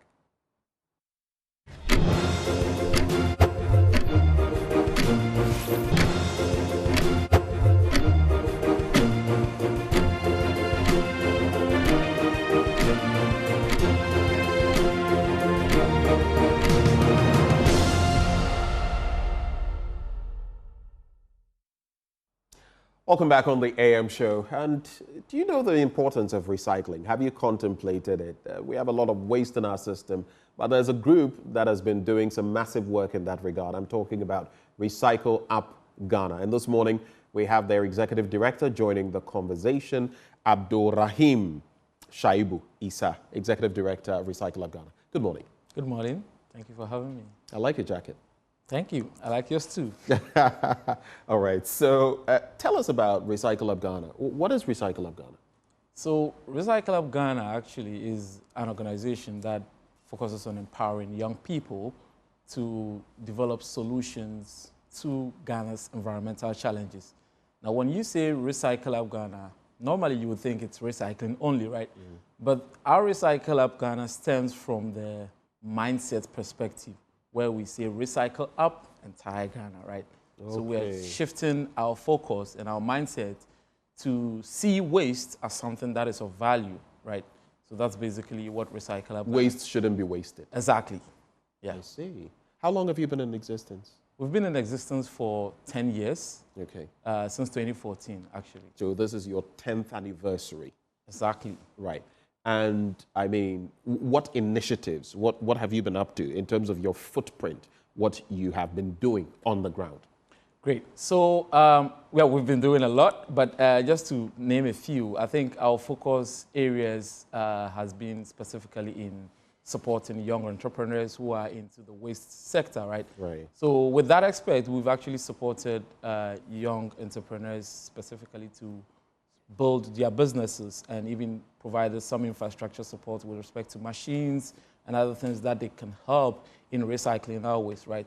And then also we work with also particularly those that are very vulnerable in the value chain. That is the women who go around every day to pick the plastic. Yeah, the sachet. Exactly, yes. So those women, you know, most often than not, they are totally forgotten when it comes to this whole situation, right? So we've been working with a network of them where basically we're providing them with livelihood support and also entrepreneurial skills, basically to manage their finances well, providing them with health insurance, providing them with health care, and other livelihood income support as well. Yeah, I see. That's interesting. And I really love, you know, I'm passionate about the environment and actions like this to sustain our environment because not just land, our water bodies are getting replete with, you know, plastic and all of that. And now in some places, people are catching more plastic than fish. Fish, exactly. You know, so it's a very big problem. But we must mention, sometimes when people talk about recycling, they forget that there's a lot that can be done and a lot that can be invested in it. Gaio recently got £1 million, you know, winning that prize on the back of some of these activities. So tell us, in terms of your work, you've also been having this summit. What is the thrust of the summit? How many times have you held it so far? Yes, so usually we usually hold the summits annually. Basically to present our entrepreneurs, the entrepreneurs that we've actually supported, right? But because this is our 10th year, we're doing it a bit special. And also there is one special thing that comes with the summit as well. Over the past 10 years, we've actually been doing a lot of environmental education in basic and high schools.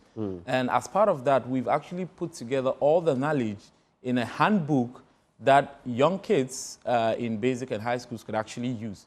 So that is also going to be launched at the summit today as well. So this summit is quite different. We're saying that we're reflecting on our journey of the past decade and basically looking towards the future in terms of sustainability as well. Okay, so how many times would this summit have been held as far as this year is concerned? So the summit is actually a one-off event that actually happens once every year. Once every year. Once every But so far, year. how many have you done? Or is this the start of it? No. So we've been doing this for the past 5 years. So the summits have... That's what I wanted to know. So and that's what you're putting together in that compilation for students? Yes, yes. Right.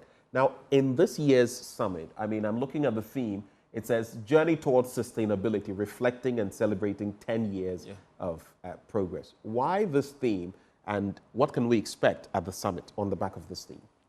Yes, as the team says, you know, it takes a reflection of our journey, right, the 10-year journey. And the beautiful thing about Recycle Up Ghana, again, is that there is this form of empowerment because we started as students, right? Oh, wow, I see. Exactly. So the journey... Students from KNUST, not knowing what they want to do, and we just, you know, bring people together. This was like maybe at the tail end of your educational journey. Exactly. And then wondering, okay, so when we get out here, what are we going to do? Yeah, right. And then so it was supposed to be like a one-off summer camp event, and everybody goes off, right off to the sunset, go get their jobs and do whatever, right? But then afterwards, like we felt like, yeah, this is actually impactful. And day in, day out, we started coming together, working together. And today we are 10 years. So we are reflecting on that journey. This became the job. Exactly. This became the job you were. Instead of go out to look for a job, you created a job. Created a job for ourselves and more people, actually, as well.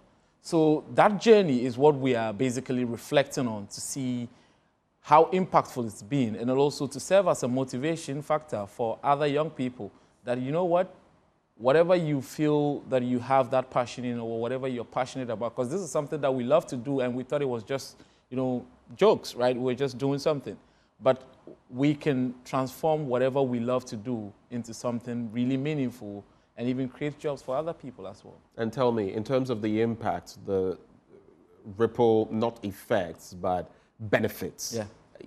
So not just for yourselves, but others have also been brought into the chain. You've created value for other people. Exactly. How many people are in your ecosystem? So we have what we call environmental ambassadors. We have about 500 of them. 500? 500. These are all over Ghana? All over Ghana. Right. These are people who've actually benefited from our programs. And you see, the Recycle Up Ghana perspective is that we develop initiatives and then we let the initiatives thrive on their own. For example, if you go to University of Ghana, there is a program called University of Ghana Plastic Recycling Program. Right. It was as a result of our ambassadors, the environmental ambassadors in Recycle Up Ghana, where we funded their pilot project. They moved on to propose this to the university as an evidence of something that could help the university clean the plastics. Right. And lo and behold, the Vice Chancellor approved that, and then it became a university-wide project. That is an example of that impact, right, with respect to the 500. But talk of even actual diversion itself in terms of plastics. Throughout our work, we've actually diverted about 5,000 tons of plastics. 3,600 actually collected directly and recycled, and then the others also basically being through our other activities as well. And then we have the 200 women waste pickers who are basically being supported. Talk of funding to the environmental sustainable businesses as well. We've actually supported them to raise over $300,000 in different sectors to fund their infrastructure and other things. And they are creating jobs, right? Currently, I think every business, a single one of them is creating about 10 to 15 jobs, and we have about 80 of them. Okay. Yeah. Wow. That's quite a lot. Yeah. And congratulations on what you're doing and sustaining our environment. As we get ready to wrap up on this conversation, as we wrap, tell us about the activity, the conference happening at the ISA, or the summit happening at the ISA conference facility in Legon. So what time is it? No, it's actually starting in the next 2 hours. In the next 2 hours? Yes. Okay. And we are actually having thought-provoking conversations around policy and then a partnership. Because also Recycle Up Ghana have done some work in developing some roadmaps to phase out single-use plastics.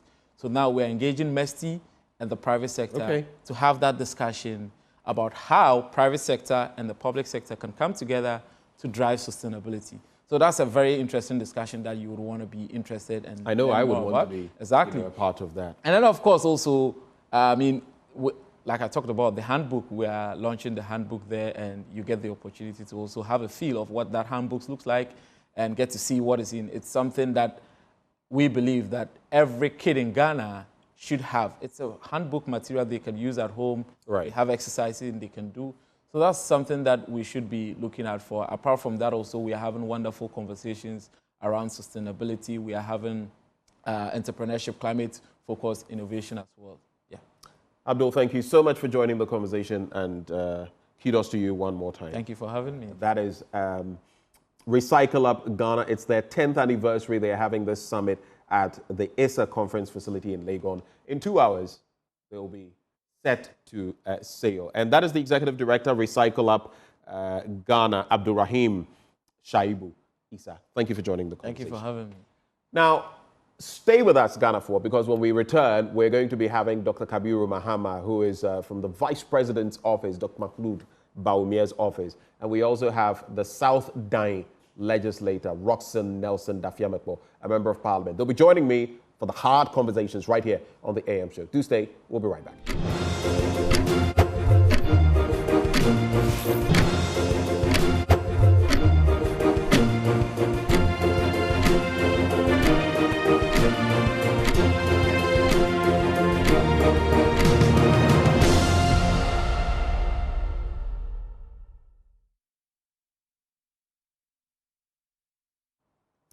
As promised, we are delivering, and we're going to be delving into very salient issues, germane issues this morning.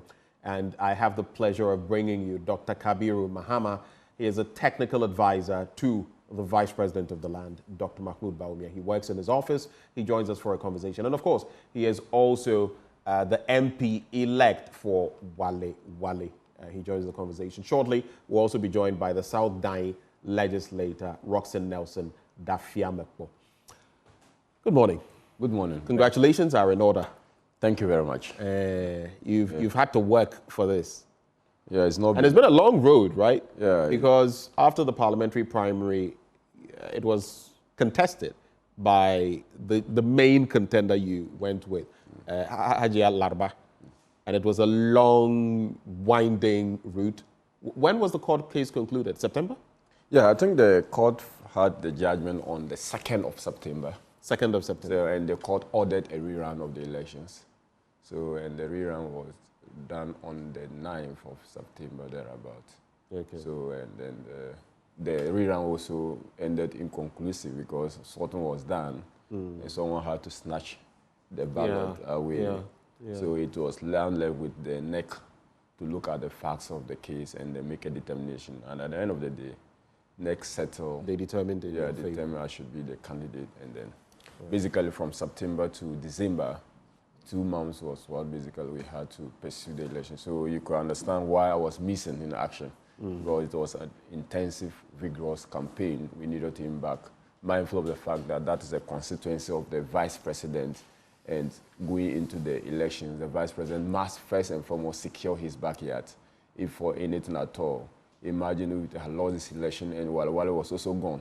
It would have been a huge blow, not just to me, but to the flag bearer and leader of the New Patriotic Party. So it's been a difficult year from January all the way to December. It hasn't been an easy, but I do understand sometimes that that's the nature of this undertaking. And once we sign up or subscribe to such an adventure, you would expect the hurdles, you would expect the roadblocks, you would expect the challenges, and your ability to scale over them would make you, a good leader.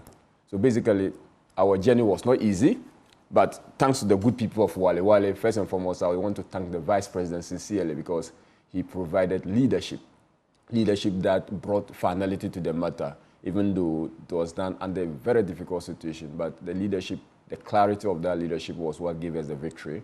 I also want to thank the people of Wale for standing firmly and solidly behind me, and especially the women and youth of Wale. They did so well in that regard. And also the Bawumia family. They came in their numbers trying to help us save the seat. And all the brothers of the vice president were in town to support, to make sure that we are able to secure the seat. So basically, thanks goes to Almighty God, but the people of Wale need to be singled out for commendation because they did so well for this great success. Mm. And you talk about saving the seat. It was not an easy election for, you know, not just your party, but for you as an individual. You won the polls, but it was not an easy battle at all. You got some 36,700 votes, and your closest contender, Abubakar Abdallah of the NDC, polled 31,401. You're looking at a difference of about 5,299 votes. It's a lot, but it was also close, and you had to fight for it, tooth and nail for it. How difficult or how uphill a task was it for you? Yeah, it was a very difficult battle because Abdallah Abubakar has been running the constituency, contesting for the 5th time. 5th time? Yeah. So he's a known face? He's a known face. He was on the ticket of the PNC and then was grafted into the NDC, was made the regional minister. Immediately he was grafted to contest the seat. He contested, and this is his 3rd time on the ticket of the NDC. So coming against such a face who is well known across the constituency, and actually this was actually my first attempt to in battling this particular out. It was really a very difficult situation, but because I enjoyed the support of the grassroots, I enjoyed the support of the majority of the people of Wale Wale, I enjoy general goodwill, and especially so being the fact that the vice president was also there, the presence of the vice president also in the constituency gave me an edge. And I think that there's a campaign run by the youth, by the market women, by various volunteer groups made the task a bit easier. But one would expect that, I mean, such an election was supposed to be a do or die affair because Mr. Abubakar Abdallah was supposed to be given that chance. That was basically more or less his last chance. I mean, he may decide to come, but if I have made an attempt at the seat 3 times and I'm not able to make it, it means that people will begin to raise questions about my ability to, if you like, win the seat for the NDC. So he was giving all out, and he had a lot of resources and support from different quarters. They did a lot of fundraising. So all that put a lot of pressure on me to deliver. And most importantly, you have only 2 months within which to campaign.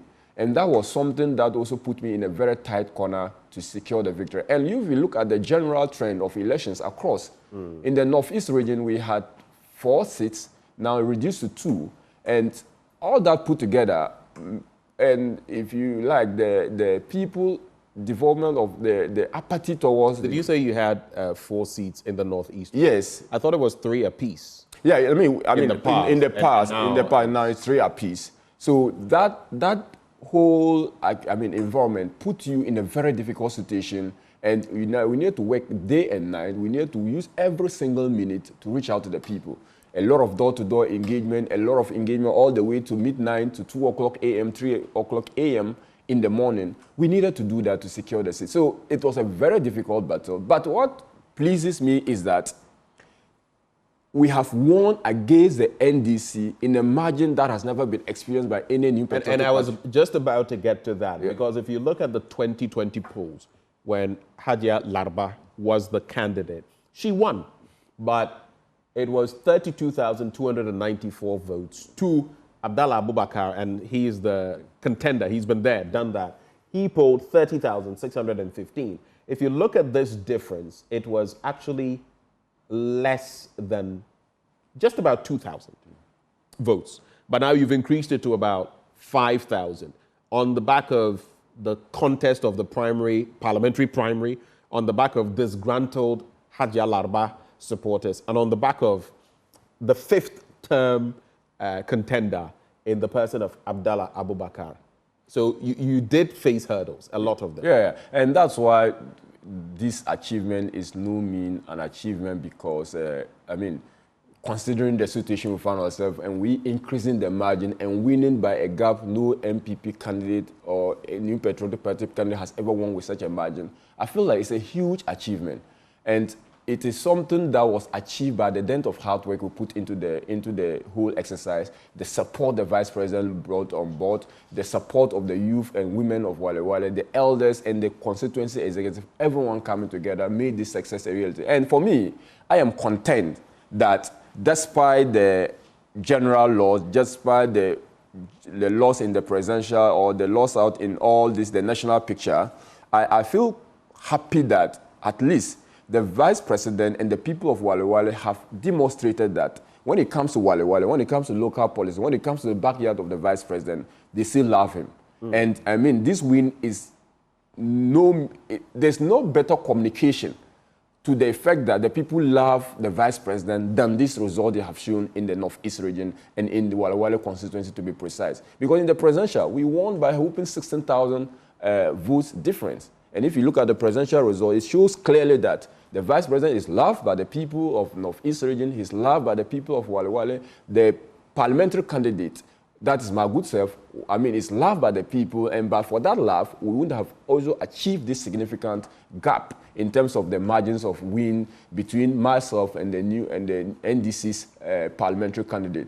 And my sense is that if we keep together with the people, if we keep on reaching out, if you stay low with them, in the next elections, we may be making more gains, even though our party is not in government now. But the people will appreciate if we are able to relate well with them, and we want to secure the seat for the New Patriotic Party. We want to secure the seat for the flag bearer and leader of the New Patriotic Party, the flag bearer in the 2024 election, Dr. Mahmoud Bawumia. And of course, if you look at the polls there in 2024, Dr. Mahmoud Bawumia secured some 41,273 votes, accounting for 61.92%. And John Dramani Mahama in Wale Wale, 24,673, accounting for 37.01%.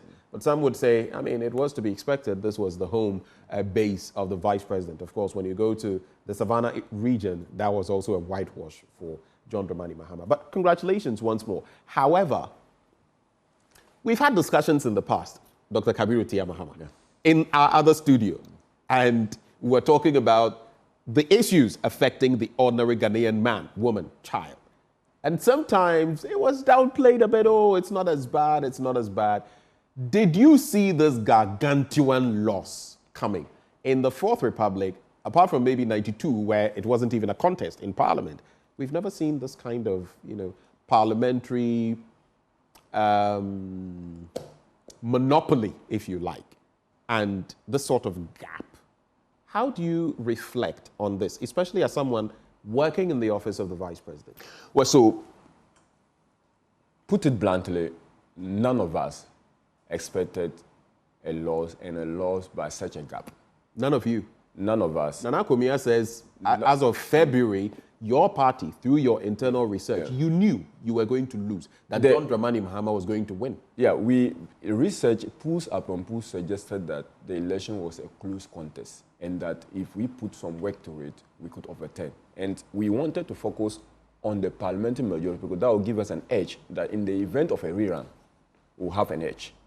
So even though the numbers... And you speak of an edge because Ghanaians tend to, we saw it with Atamil's Kufuor, that if they see that one party has parliamentary majority, and we saw it with Atamil's Nana Akufo-Addo as well, then they want to vote for that person because they feel he will be able to do the work, else his party will prevent the other side from working. So this was what we are fixated on, and that we knew that, I mean, generally to break the 8 is it's a Herculean task. It's not so much of an easy task to accomplish. But mindful of that, we were doing everything within our possible best. And if you saw the campaign of the Vice President, he visited every single constituency. Unlike the presidential candidate of the NDC, he was in every program. He related well with grassroots people. But despite that, if you look at the numbers, you can clearly state that the people did not vote for the NDC. So the lesson there probably is that it's not visiting every constituency that will win you the election. No, that's the lesson. It's touted a lot by, it's members not. of the MPP that he went to every, let's face it, John Dramani Mahama also went to most of the constituencies, over 250 or so, not up to 276. But I have heard it time and again, so I had to, pin it in there. going to all constituencies doesn't guarantee you the win. You say it wasn't the NDC's win. Yeah. No, it wasn't the NDC's win. It was the MPP giving out the mandate to the NDC. Really? Because if you look at the numbers... You gave this out freely? You gave it out because our members did not you give come... it out freely? No. I mean, we can't say freely because the people who did not turn out to vote probably had their resentment. The people who failed to come out to vote had their issues. But in all sincerity, they did not feel like the alternative is the NDC. Really? That's why they didn't come out to vote. Are you telling me that some people didn't maybe vote for the MPP in 2016 and maybe 2020 and switched to the NDC this time? There were some people who voted for the MPP and switched to the NDC. There were some people who voted for the NDC and switched to the MPP. Right. That is given. That will happen anyway. Right. But I'm saying if you look at the numbers, if you sum the numbers, you look at the sum total of everything, you realize that the NDC numbers didn't change significantly. Just about 100,000 votes added to their previous number. Right. And the MPP has lost almost 2 million votes. Right. So it clearly tells you that these 2 million people did not turn up to vote. They feel that they were disinterested in this current election. They did not find the MPP as a good alternative. Neither did they find the NDC as a good alternative. I better sit in my home. I will not waste my time going to queue at a polling station and vote for NDC. Okay, hold for me right there. I dispute that kind of analysis for this reason. And indeed, there are some people who vote NPP, who probably vote NPP all the time, that I know. Yeah. And they've told me that, listen, I felt the NPP had disappointed me, so I wouldn't vote because I don't want to vote for the NDC. Yeah. There are people in that category. I agree with you. But to do the simple and maybe simplistic mathematics and say, in the last election, we polled 6+ million. The former president, John Dramani Mahama, also polled 6+ million. In this past election, he only added a little over 100,000. And we gave him a gap of about 500,000. So if our votes have fallen to 4-point-something million, then it means we lost 2 million votes, and the NDC's voters showed up and voted, and that's why we lost. Is that not a bit too simplistic? Because, mind you, the number of voters increased, and then we shot up to over 18+ million. You look at the voter turnout, and you cannot also skew it and say that, oh, the turnout only affected one side and did not affect the other side. Someone could also surmise on the same data that if more people are turned out to vote, maybe it would have been an even wider gap, or that maybe the MPP could have got more votes. I mean, the permutations are there. But this analysis, I've heard people talk about, oh, we lost about 40% of our vote on the back of this. It is not, you are a research person, it is not exactly mathematical. Yeah, you see, we knew. And that's why we started our campaign with what we call the Good TV. Good TV was basically meaning that get out the votes. We were clear in our mind that if we were going to lose this election, it's going to be lost on low turnout. So voter apathy. Yeah, voter apathy. We knew from where to go. So we instituted a mechanism that was supposed to ensure that we get out the votes. All right? So it isn't that the MPP was doing this based on, chances. We're clear from the research, we're clear that if we are going to lose this election, it was going to be lost on voter apathy. And that the more you get your people out to vote, the more your chances of winning. So it was clear. Now, if we added some... But voter apathy is also normal after a second term. Yeah, if you look at the trend... Affecting both sides, but especially the incumbent. Yes, if you look at the trend, it shows clearly. And that's the reason why we wanted to get the votes out, because voter apathy affects the incumbent government than the opposition government. So those people were added to the album. One would have assumed that, okay, normally, they will be evenly distributed if you want to be fair with the analysis. MPP, if there were 2 million people, MPP would have taken 1 million, NDC would have taken 1 million, all other things being equal, right? But that number didn't also turn up, okay? That number never turning up means that they were disappointed in the MPP and they didn't find faith in the NDC. If someone was convinced that the NDC is a solution to our development challenge, NDC is a solution to our economic challenges, NDC is a solution to our jobless situation, the people would have come out to vote for the NDC. But the fact that those new people who were put on the register did not come out to vote, and it was not based on the fact that those people were finding difficulty in transportation, say, from people in Accra who wants to travel to Kumasi to vote, from people in Accra, Tamale who wants to come to Accra to vote, despite those challenges, those people actually would have voted for the MPP if they had found out that the MPP was doing well to their liking. So that is the point we want. And one cannot take away the fact that if I did not increase my voter turnout and the anger with which the NDC was pursuing this election, they were hungry for power. Okay, every single. And you were not. No, you were equally hungry. I think that maybe you were hungrier for power. I think that the member than the NDC. No. The leadership of the MPP was hungry for power, but the grassroots of the MPP wasn't. Because if every single member of the New Patriotic Party had been that thirsty, has been that hungry, I'm sure all of us would have come and would have done whatever it is possible. I mean, I'm not belittling the fact that we implemented policies that were not to their likings. Some of them got affected by some of our policies, and you cannot be supporting a government whose policies are hurting me. Okay, so all that put together, they have very good reasons why they were not coming to vote. And we just want to apologize to the base that, look, the New Patriotic Party has disappointed them. And this particular victory by the NDC was so massive that we couldn't have done anything about it. But this is not also the first time. In the 2016 victory was also emphatic, right? And that was the first time since 1992 that a party had secured such a victory. So NDC also coming back with a more bigger one, a more emphatic victory. One would just by commend them for giving us such a huge victory and say that they did their work so well, they campaigned so well, and they reached out to their members so well. And at the end, it paid off. Our old hope and consolation is that 2028 is not far. We would be coming back in 2028. And when we come back, some of the mistakes we made, we correct them. Some of the challenges we face. And I'm sure that the NDC is going to be put to the same test. The promises they made to the good people of Ghana, the assurance they gave them, the hope they made the Ghanaian people place on them. And when we put all this together, in 4 years is not far, we will be able to determine whether they have lived up to expectation or not. And if they did live up to expectation, the polls again will determine that. If they did not, or they haven't lived up to expectation, at the polls, the Ghanaian people will also determine same. So we can only say congratulations to the NDC, but we would wait for the next 120 days, we'll wait for the next 1 year, we'll wait for the next 2 years, and in 4 years, we will determine what happens to the very issue they raised, the very issue they presented to the Ghanaian people, on the basis of which the Ghanaian gave them that mandate. All right.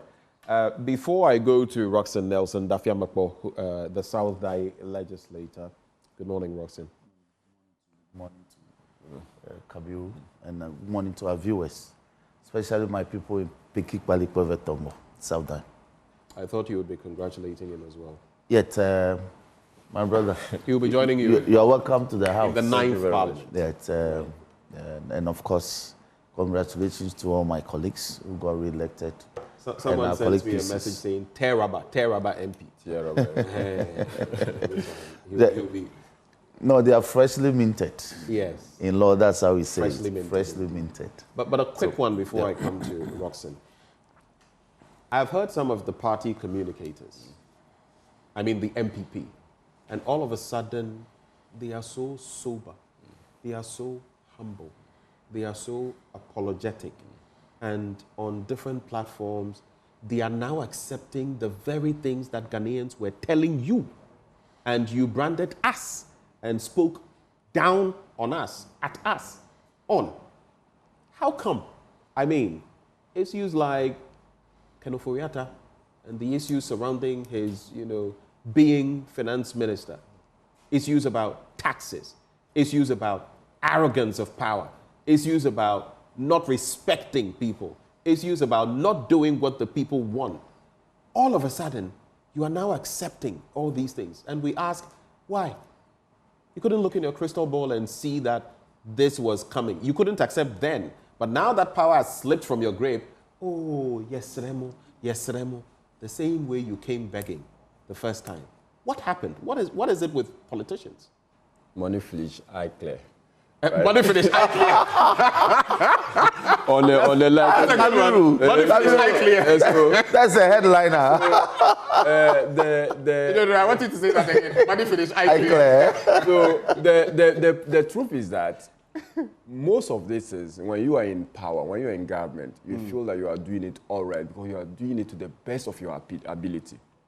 especially so when you have the best interest of your people at heart. And when you find an ordinary bystander criticizing that, not acknowledging the good, and just criticizing, like if a normal human being, you begin to feel that that person is not doing it out of good faith. And that tendency to think that the one criticizing you is not doing it out of good faith will make you want to respond in like manner. And that has been the problem with most of us in government. And if you look at some of us, when we were confronted with, look, you admit that there were challenges. Right. But you also want to drum home. You also want to stress. You also want to highlight the good things you have done. Most of these things, you never expected the Ghanaian people to punish you with that particular huge margin. Because you look at, for instance, if you mention about the arrogance of power, one would have expected that would be clouded by the good policies of the government, i.e. free senior high school. Because that was... Kabiru, one thing I've always told politicians, and I've said in the past to the NDC, and I'm saying to you, you can come and tell me about free SHS, and tell me about the great things about the STEM schools. These are palpable. They are real. I have criticized free SHS from a qualitative standpoint. And even the quantitative standpoint, some dust has been thrown in the eyes of Ghanaians because you've not impacted 5.7 million students, not 5.1 million. It's 3.7 million thereabouts. But this is still major progress, which must be celebrated. But if you come here, you can tell me that without sounding like, oh, you don't know anything. Oh, the problem of the people is free SHS. Oh, this and... Do you get it? You can make your point without being as arrogant as Ghanaians came to realize that you were. Yeah, Can that not be done? I agree with you that, look, I do not associate with anything with arrogant communication. And I feel like the people watching you, the people listening to you have senses of their own. They have a mind of their own. They can decipher wrong from good, from bad, or from good. Wrong from good. All right. They can determine that. So as much as you communicate and you want them to come along with you, you have to give them the benefit of reason. You have to give them the benefit of intelligence. Don't take them for fools. You don't take them for fools. I agree with that. And different people have different communication, and it's not every single member of the New Patriotic Party that communicates that way. It's not every single member of the NDC that communicates with arrogance. So in every institution, there are bound to be people whose communication style do not resonate well with the people. So are you in the same breath agreeing that to some extent your communications failed you? I've heard Dennis Miracles Abwaje say that he accepts failing Dr. Mahmoud Bawumia. Do you accept? Because some people, look, there are some people who, certain communicators in your party, they would look at them and say, I don't even want to listen to this person. He sounds so arrogant. He sounds this and that. And I'm not necessarily referencing, I just used Dennis, that example there because of what he said. But some members of the communications team and say, listen, even if this person is speaking the truth, I can't bear to listen. It's so much arrogance. That can change, right? And that was a problem. That can change. That was a problem. And I agree totally with such people that when, look, even in COVID time, COVID, where we all were feeling it, I sit down and listen to some of our communicators and I cringe. Okay. Even you. Even as a member of the New Patriotic Party, because businesses were locked down. People could barely move out. People became beggars. Now, if you go to national television to speak to Ghanaians, to speak to those people watching you, at least the empathy, the compassion, not just politics, should make you realize that, look, this is the situation. It might not have been caused by the president, but as the leader of the country, you have the first responsibility, and his arsenals and his lieutenants have the responsibility of rallying people, of at least showing the compassion towards them. So I agree with you that some of our communicators fail us. I agree with you that some of our utterances fail us. I agree with you that some of our actions fail us. But all those put together contributed to this huge, loss. And for me, like I say all the time, we just need to know that given another opportunity, we should not repeat the things that made us to lose this miserable. Thank you. This message comes through from Yabua Benjamin. He says, this gentleman, that is you, Dr. Kabiru Mahama, holds so much promise. I hope he walks, and I'm reading this. There are so many messages. There's a reason I'm reading this. He says, this gentleman holds so much promise. I hope he walks the talk, and by so doing, gives off his best shot to the service or in the service of his people. That's a message for you. And hopefully the things we are talking about this morning, you will not live to, and when I say live to, not suggesting that, but you will not go down that same road that led to a disaster. But then Yeboah Benjamin also says, Honorable Dafeamekpor is a tactical legalese politician. I don't know whether that's positive or negative because legalese has its own, but always knows the remedy in law and always forcefully argues his convictions religiously. And that we know you do. So coming to you, welcome aboard once more. Thank you very much. You have also, handsomely done your work in your constituency, South Dying. Let's start from there, receiving the mandate one more time. What does this mean to you as a person and to your party? An increase in burden. That's what it means. And Kabiru knows he's been presidential staffer, now MP-elect for Savilibu Wale. Now, when you are an MP, the expectations, we have the perceptions of Kenyan situation. What happens in Kenya is that MPs are given a lot of resources to undertake heavy constituency development, civil works and all. The reverse is in our case. The resources that we get from the common fund is so meager. Indeed, the guideline is to enable the MP undertake emergency situations to intervene, especially when convening the assembly to approve of such projects is so difficult.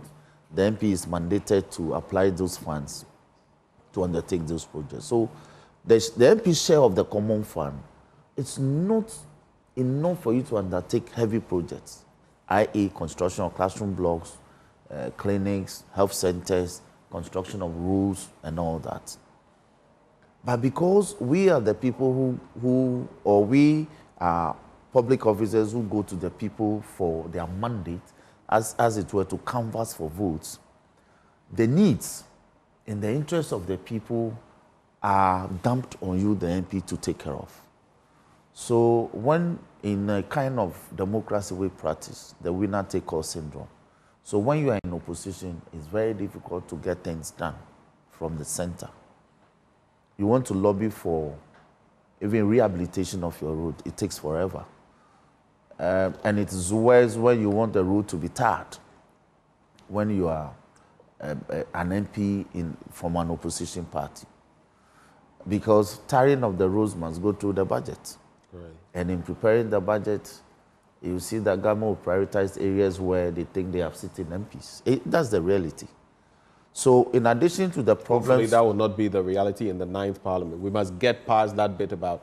well, thankfully, you have so many MPs. Maybe that may be a good thing. So you will have to develop many more. Yes, I agree. We have to get past that. So in addition to having existing problems to deal with, as in tiring of my feeder routes, which in totality about 120 roads, kilometers in all, extending water to the Tongokbali area, which is ongoing, but hopefully will be completed within the next year. Building modern markets for Germany, Beven, and the B market in Piki. The people want jobs as well. So as an MP who will now belong to a government in power, my burdens have been made heavier. And every day the expectations of the people will be that you need to make these expectations come to reality. So it is not, the English say, uneasy lies the head that wears the crown. So it's not an easy burden at all to bear. But be it as it may, I'm particularly glad about the renewal of mandates.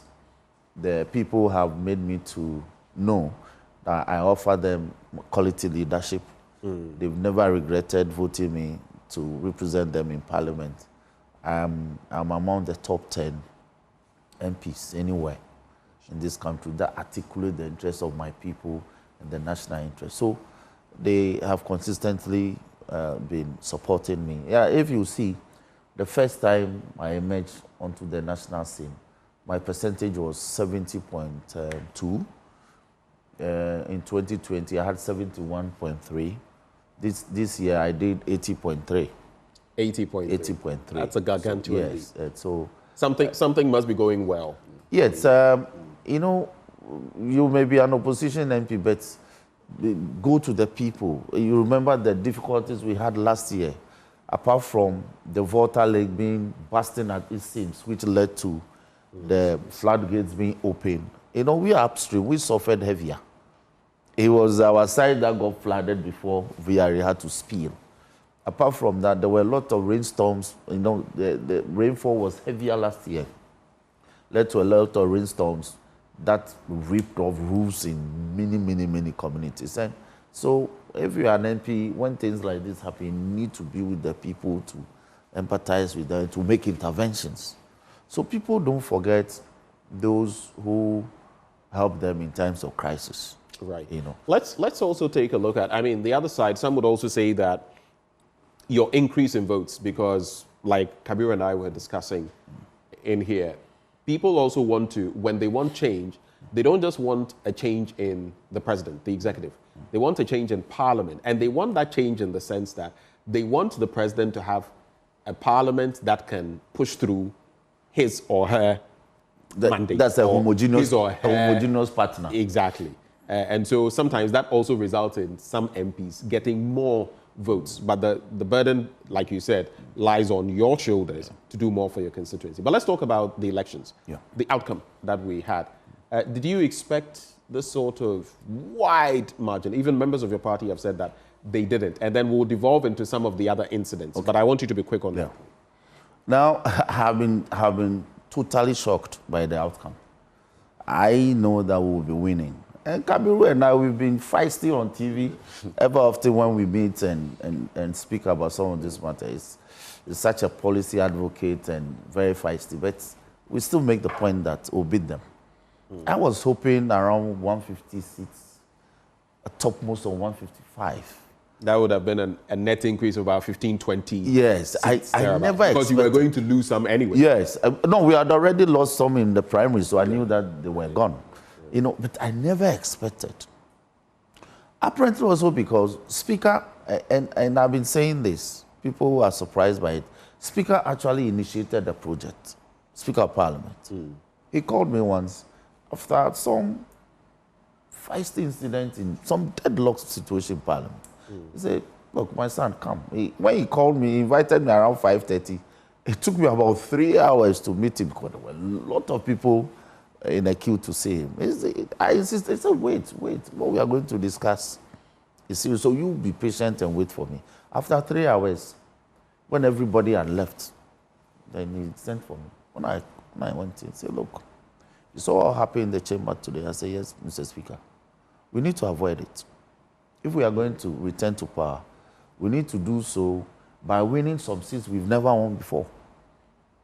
You need to beat the people and win some seats so that when the news goes out, everybody will know that, no, this one, MPP has been completely knocked out.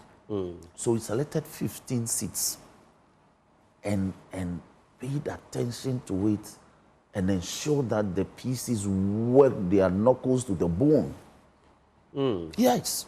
I see. People don't know. Is this the first time you're mentioning this? No, I mean, from... You mentioned it before. Yes, once I've been on media platform a lot. I'm sure he heard it. Speaker actually delivered 15 seats we've never won before. People don't know. They did it quietly. And people are saying I shouldn't speak about it. But if I don't speak about it, then it means that me, as a coordinator of this program, I haven't done service to his image. Funding in it's political strategy you are letting out, but at the same time you're also giving credit where it's due. Yes. You're giving him his flowers. Look, the smallest amount of money he gets, he will send it to these various constituencies for them to work. And Tema Central was one. He was so particular about. I said, how can we look at the work we did in Tema and the PNDC? And the NDC 1, NDC 2, how can we not win a seat in Tema? We struggle to win Tema seat. He can't appreciate it. And some parts of Tema, in fact, a lot of them have voted MPP, predominantly. Yes. But in this last election, it's been a green wave. You swept Yes, they switched. Because Look, you get to Tema, it's so dark in many, many areas. And they've been voting MPP since 1992, or let's say 96. So why? There has to be clear interventions from their representatives. The advocacy ought to be top class. Okay, so all this work was done. Yeah. You've won the number of seats, of course. Some are being contended. Yeah. There are those 4 constituencies, the brouhaha there. Yes. And today, a sad incident. I don't know whether both of you gentlemen, Kabiru, Doc, and Kwashiman, the cluster of schools, the fire. And, I mean, if you look at the scene, someone may say it was arson. Someone else may say, well, it could be coincidence. But if you look at the footage there, this dawn from around 1 a.m., a mechanic saying he had seen some 3 gentlemen with something in a polythene bag. He accosted them, but they said, oh, they were just passing through. Then shortly afterwards, some sort of explosion, a fire in there. And mind you, this is where the Ablekuma North, voting collation took place. Yeah. And the ballots were there in the library. Yeah. Now the library has been burnt, and these ballots burnt to ashes. Now the science lab has been affected, the IT lab also affected. You remember that Irabna Obin had been declared winner there. So all of these incidents are in there. There's Dome Kwabenya. Yes. The Okankwe one Central is and there. Tema Central. There's Frankano Dompres in Sawam Graduate. So they have reversed that one. So yes. I mean, all of those were Techiman South, and they've come into the fray. Obuasi East. How do you feel about these developments? It's always been there. It's not a new thing, but what is surprising is the posture of the EC. And I knew you would get there. Recollation? Yes. Recollation. Yes, because you see, anytime results of parliamentary elections were declared, with issues or not, once the declaration has been done by an EC official, accredited official, the EC's position is that if you are aggrieved by the outcome, go to court. Indeed, that's been the procedure. And that's what CI 41 says. And in addition to CI 41, that is what Article 99 says anyway. When there is doubt regarding the election of an MP or whether or not the seat is vacant, it's up to the High Court. Hold right there for me. You said something. You said accredited official. Yeah. I'll hold you on that point. Yes, because in some instances, the EC has said the person who made the declaration was forced to do so under duress. I'll tackle them on that point. The person was not an accredited official, a returning officer. I'll tackle them on that point. No, I want you to do that now. Yes, okay. Do that one. Now, an accredited EC official is an EC official who has been properly appointed and taking the oath of office to do the work of the EC in accordance with law. Now, let me give you the Tema Central scenario. The coalition and coalition centers are also accredited. Now, EC moved the coalition from Chemu Secondary School to the headquarters of the Tema Police Regional Command for purposes of enhanced security. Now, that coalition became a coalition of the Tema. You know, Tema has a Metropolitan Director of Elections who superintends the electoral activities in Tema East and Tema West. But they come under one Metropolitan Director. So the coalition of the Tema Central Resource was an activity for the Tema Metropolitan EC Directorate, which had 3 returning officers, Brobe for Tema Central, and I've forgotten the chap's name for Tema East. So they were all present to participate in the coalition, which was superintended by Mr. Ofosuhene. Now, Ofosuhene had concluded coalition by 3 p.m. He has declared that he won't announce the results. And he gave no reason. So for nearly 3-4 hours, we were sitting and looking at him. And tension was brewing. So his colleague, who is also part of the Metro Directorate, decided to declare the results. Why was Mr. Ofosuhene not declaring? You have to ask him that. No, was there any technical, any legal reason? Look, if I trace Mr. Ofosuhene's conduct between Monday morning and Monday evening, you'll be shocked. Trace it out for me. He stood up from between 11 a.m. to about 7 p.m. He stood up from his seat for more than 10 times, making phone calls. To whom? I don't know. Is he the same one who had been interacting with Titus Glover? That's right. Is he the one? Yes. Okay. And at a point, he went out with Titus Glover, the Greater Accra Regional Minister, for some time, for like 10 minutes. He was also seen. Were they alone? Yes, they were alone. They left alone? They left alone. Titus got up and he got up. What were your agents doing? I was there. You were there yourself? Yes, I was the lawyer, but I was also a coalition agent. Right. So I raised the matter, and I raised it with the MPP constituency chairman that, Mr. Charles Boateng, I want to point out that the Greater Accra Regional Minister Titus Glover and Mr. Ofosu-Hini have gone out together. They've stepped out of the coalition decks together. And I'm bringing this to your attention. And after some time, they returned together, back to the coalition desk. You understand? So, now, while I admit, yeah. I accept and I agree with you that it's problematic in an Yes. election. Yes. Dr. Kabiru, Yes. you would admit that, to be stepping aside like Yes. this, especially with a political figure Yes. and all that. But it's also not criminal, is it? At all. But you must gauge some of these things from his conduct. Why would he refuse to declare the results, which favors the NDC PC? Why? And his colleagues were in disagreement. Announce the result. If anybody is aggrieved, let the people go to court. People were massing up. Eventually, we had to go into the offices of the police administration. He had to be talked to. You discover that from his petition to his superiors in the headquarters, he writes that he gave the permission to the Temais returning officer to declare it under duress. He now is alleging duress.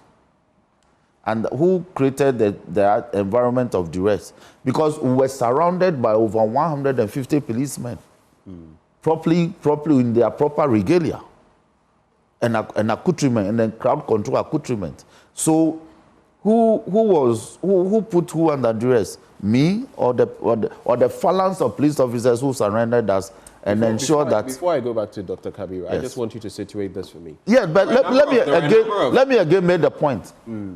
Pink sheets. But briefly. Yeah, pink sheets. There was one pink sheet that was missing. Ofosu-Hini couldn't find it. Eventually, he said he left it in his office. So he had to go a pink sheet of parliamentary elections. He claimed that it was mixed up with the presidential. Meanwhile, pink sheets for parliamentary and presidential were supposed to be put together and put in a ballot box or in a secured contraption and sealed, or a secure receptacle and sealed with the appropriate seals. So point made. What legal remedies can be sought in an instance like this, outside of the electoral result, whether directly against Mr. Ofosu-Hini or the EC? What legal remedies? The candidate has very strong indication that she will want to lodge a criminal complaint against Ofosu-Hini. There are a lot of things that he did. That is personally against him, against as a person, as an individual. No, his conduct amounts to a breach of CI 127, and Regulation 45 of CI 127 is the penal provision. So when certain conducts are engaged in, it amounts to a breach of the law, and upon summary conviction, 2 years imprisonment or a fine or to both. So she intends to make those criminal complaints. Because of the issues, she should not have been able to do that yet. No, but I'm saying that is personally against Ofosu-Hini. Yes. Okay. Yes. All right. And of course, that matter, if it does proceed to court, then he will defend himself. The allegations leveled against him here. But you saw how the language that he used against us in his petition. Yes, but all of that will be due in court. It is court that will determine whether his language and everything... Oh, no, I'm only saying that an EC officer, public officer, who is supposed to be neutral and use decorous language. Even if you want to communicate your situation in a petition, you use decorous language. Your point is well made. All I'm trying to say is that we have heard all the things you've said, I've heard already, right? Yeah. And I think you've spoken to the issues. Yeah. The courts will determine whether those things indeed did happen, and then based on that, a decision will be taken from there, because he's not here. Yeah, so we can't substantiate some of what you're saying. But Dr. Mahama, and I'll come to both of you. This EC recollation thing, indeed, it's a novelty that we are now seeing. Well, I stand corrected if you can remember any incident in the past where we've had to do this. And the justification is that, well, CI 41, CI 41, and the law books as they stand say that this is what must be done. But in this instance, we feel on the back of some of these happenings, one of which we are just talking about, there should be recollation. Others have said that you should have just allowed the normal processes to take place, which is let the High Court handle these matters. What is your take? Yeah, so first and foremost, if an institution does something which is regular, they don't have reasons to complain that their process, internal mechanisms were irregular. The remedy, anyone challenging it, is a law court. That is the only forum you can seek any review of that decision. Now, the EC itself tells us that our internal processes were not followed. Okay, we had irregular processes. People were forced to declare results under duress.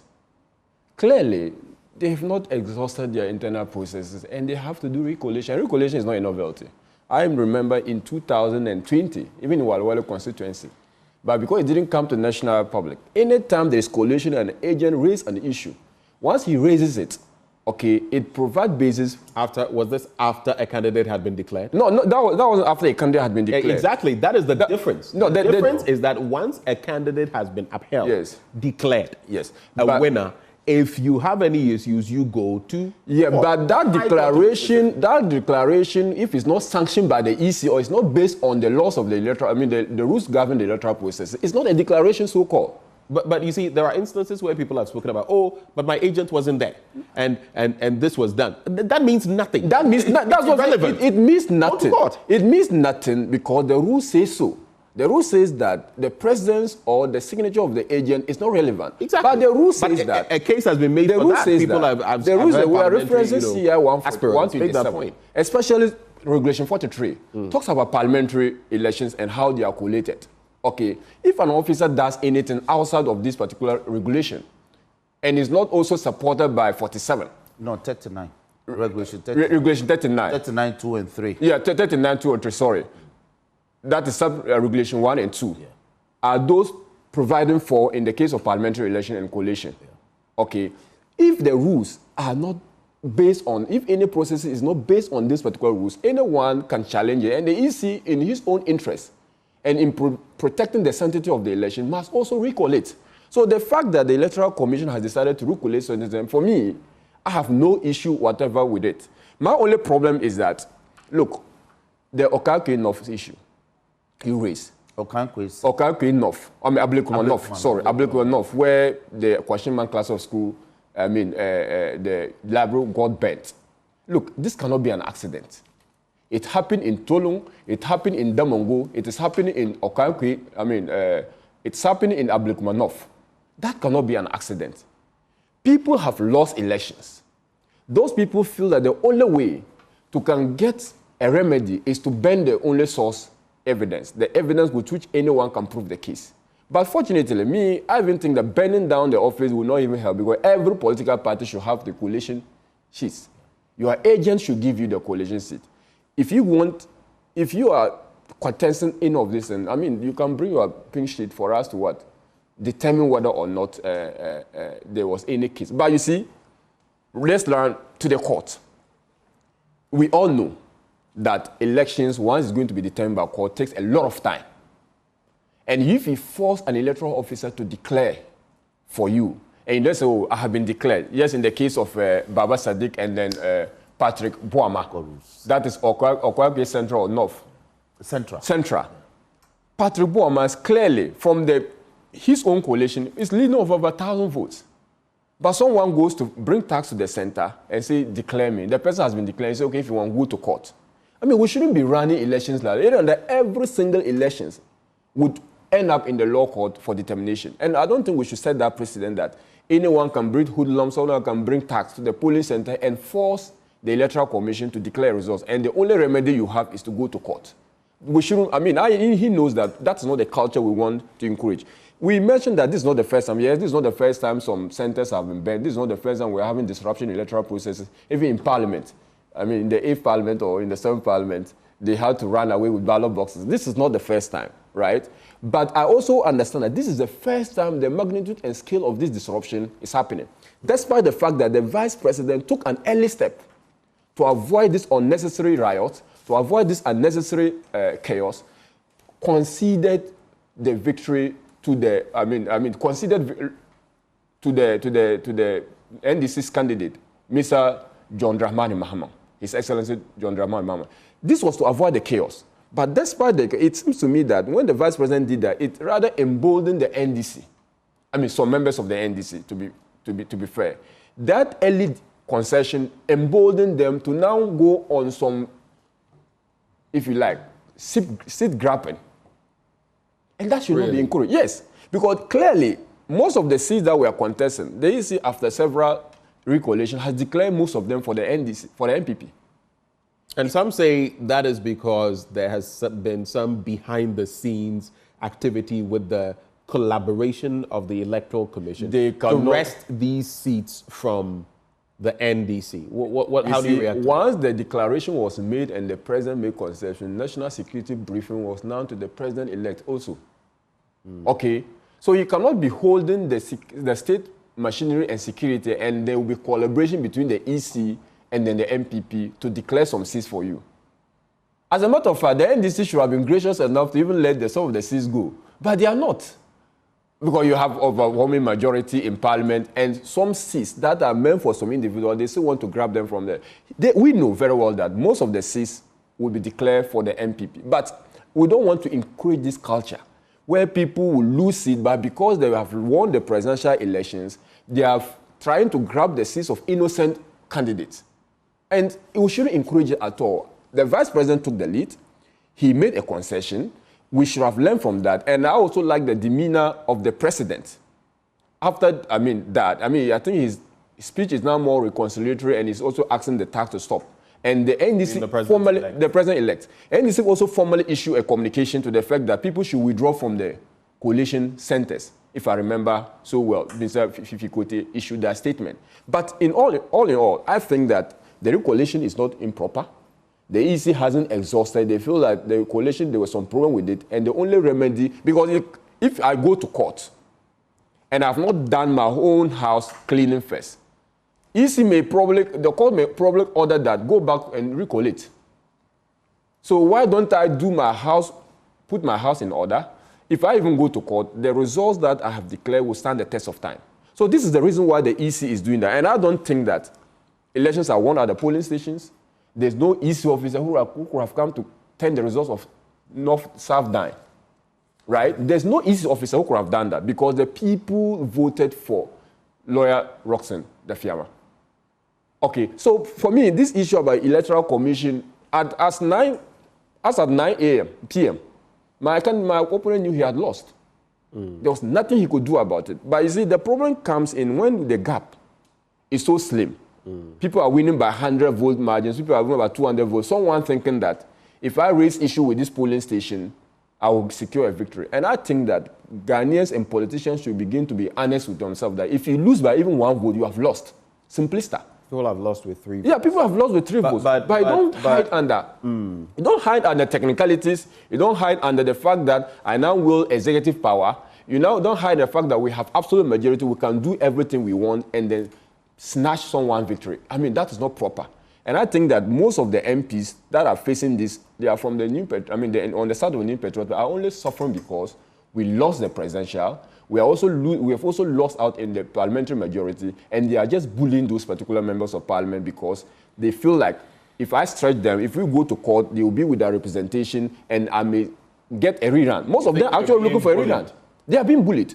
I see. Okay. That's an interesting point to make. I want us to. My colleague Kweku Asante has also, been in Parliament. He's been putting quite a bit together on some of these parliamentary developments, including from the sitting yesterday. But before we go there, you have a quick reaction, briefly. Yes, not very briefly, and then we'll go. It said a lot. First of all, Fantiakwa North was declared for the NDC. Two other constituencies I'm struggling to recall, including in Sawama Dwejiri. Your party organized, Kabiru, to commandeer those ballot papers or ballot boxes to be brought to Tesano and declared for you. Are you happy about that? He who comes to equity must come with clean hands. So we are all making the point that there's a presumption of regularity of official work. If you disagree with what the EC officials do, you don't go and overturn their decisions like you have done. We are insisting that the decisions must stand. The only entity mandated in the Constitution to overturn such decisions or confirm them is the judiciary. The High Court, to be specific. Properly so-called, the High Court, that's mandated with the jurisdiction to do that in Article 99. So you cannot be happy about things that happen in Damongo, about things that happen in Fantiakwa North, which got overturned in Tesano here, and lambasts the NDC. It is rather the NDC that is saying, you have to wake up. Because all your declarations suddenly are being overturned by the NPP. Okay. You are sitting down concerned. Right. And two. I told you it had to be quick. Yes. Make it very quick so that we can. There is no recollation in the law. And let me quote. In 2020, we had issues with Techiman South. We, as a minority caucus, it's not even the candidate alone, minority caucus, we sent a petition to Jemensa dated 21st December 2020. And it says, under the hand of the then minority leader, Haruna Idrisu, I extend to you compliments of the minority caucus of Parliament. I write to inform you that the minority caucus will be working from Parliament to the office of the Electoral Commission in Accra on Tuesday, 22nd December, 10 a.m. to present to the Commission a petition on the purported declaration of the results of the parliamentary elections for Techiman South. Kindly accept the assurance of the caucus. Jemensa on 31st December, in responding to the petition, said amongst other things as follows in paragraph 13 of a response. Recollation can be done at all levels when requested before the declaration of results. However, once election results have been declared, a dissatisfied party cannot request for a recollation or recount of the results. This was what the head of the commission said in 2020. So what are they doing today? They have turned their back on this pronouncement. In any case, this pronouncement is firmly anchored in law. If you read Regulation 39 of CI 127... This has to be the final point. Yes, Regulation 2 and 3, it tells you what should be done, including even pasting the results at the polling station by the EC officer. Okay, all right. The only mandate the EC has to order for a rerun, for instance, of an election is where there's parity of results in Regulation 42. So EC has no power to do what it is doing. EC cannot be a law unto itself. All right, point made. Let's get a wrap as well, because on some of these pertinent issues, including the latest in Parliament, Kweku Asante, our parliamentary correspondent, has been on the beat. Let's catch what he has for us, and then we'll come back to the studio for reflections on same.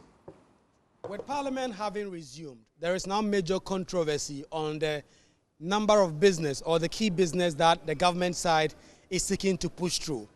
Tax waivers, loans, and other businesses are the risk of suffering. With the NDC minority serving notice, it will not allow those businesses to go through because they insist those businesses must be put on hold for the future John Dramani Mahama government to come and look at it.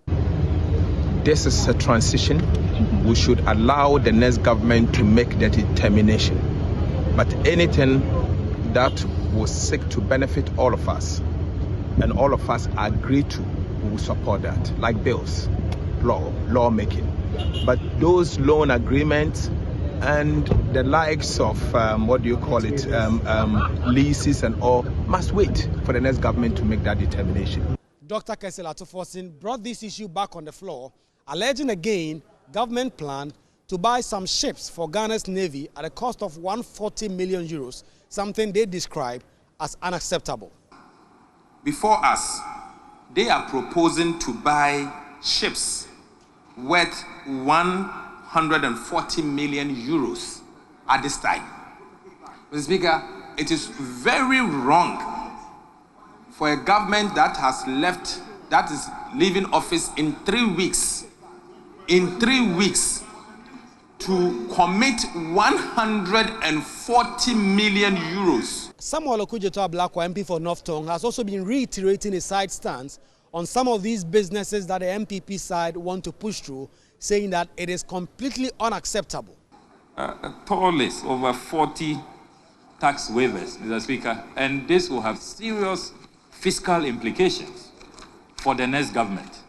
I mean, why do you want to saddle the next government with these huge revenue losses when you have been roundly rejected at the polls? But the 2024 running mates for the NPP, Dr. Matthew Opoku Prempeh, says these government business must go through or no business should be done with the exception of the budget. Mr. Speaker, I also don't believe that we are going to sit here and pick and choose. If we are not going to, and we are left with only 1 or 2 items, let's do those 1 or 2 items and leave the incoming government with a free hand to operate as they want.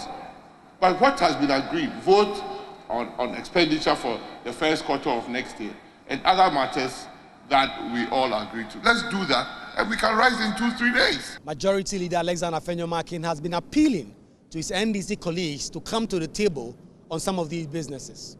For me, if members have new issues to deal with, we can deal with them. But let us adopt the report without any condition. And then we can take other matters up. That's what I want to suggest to the House. Ultimately, the Speaker of Parliament, Alban Bagbin, has issued some directives on them. Some of the businesses, he says, he will allow for them to be transacted. For some, he says, those must be left to the incoming government, while he says for some, it is simply not attainable because of the time frame that the 8th Parliament has before it expires. In the next 1 week, Parliament is going to sit on all these key businesses. It is left to be seen if the NPP side will press to get these businesses done or will wait for the next government to take them over. But the NDC are preparing to take over in the next Parliament as the majority with more than 2/3, and they say that this victory signals that the Ghanaian people simply have little tolerance for bad governance. Reporting for Joy News, Kweku Asante, Parliament House, Accra. It's for the Christmas break. Kweku Asante from Parliament, of course, at the Accra International Conference Centre. And major issues, gentlemen, that were raised, including Dr. Kasilato Forson taking on the current administration on tax waivers. You're looking at about $350 million worth of them. You are looking at a 140 million euro proposal to purchase ships. Then you have the likes of Alex Tete, the second deputy majority whip, also saying, listen, if you go down this road, I want to quote him. He says, if the NDC is preventing us from presenting these papers, then what I will say is that we should leave it to them. Equally, it's not important for us to pass or vote on accounts for them to use in January, February, and March. If this is what they want us to do, then we go ahead. Let me start with you because you are in Parliament. How do you address these issues? Also admitting and realizing, I'm sure you would admit, this government is in power until midnight of the 6th of January, 2025, right? Let me rephrase. They are in government, but they are not in power. They are in power. They are in government. Yeah. They are in government, but they are not in power. Power has not changed. If you are in power, you won't be struggling to do this. No, we are in power. You are not in power. If you are in power, you won't be struggling. Let us adjourn for this. It's a matter of de jure and yeah, it's de jure and de facto. We can make the jurisprudential argument, but I'm saying that they are in government, but they are not in power. They've been struggling for this since June. Let me put these matters in perspective. On 31st, we rose for the mid-year on 30th of July. Then they brought a request for recall on the next day. If you recall that vitriolic letter to Speaker, all these businesses that they've listed were listed as agent government business for the recall. When we came on September 3rd, I believe so, these were businesses we ought to have done in September. They walked out on their own business the day after we approved the 250 million loan for them. The next day, they walked out. So the House had to adjourn CNDA.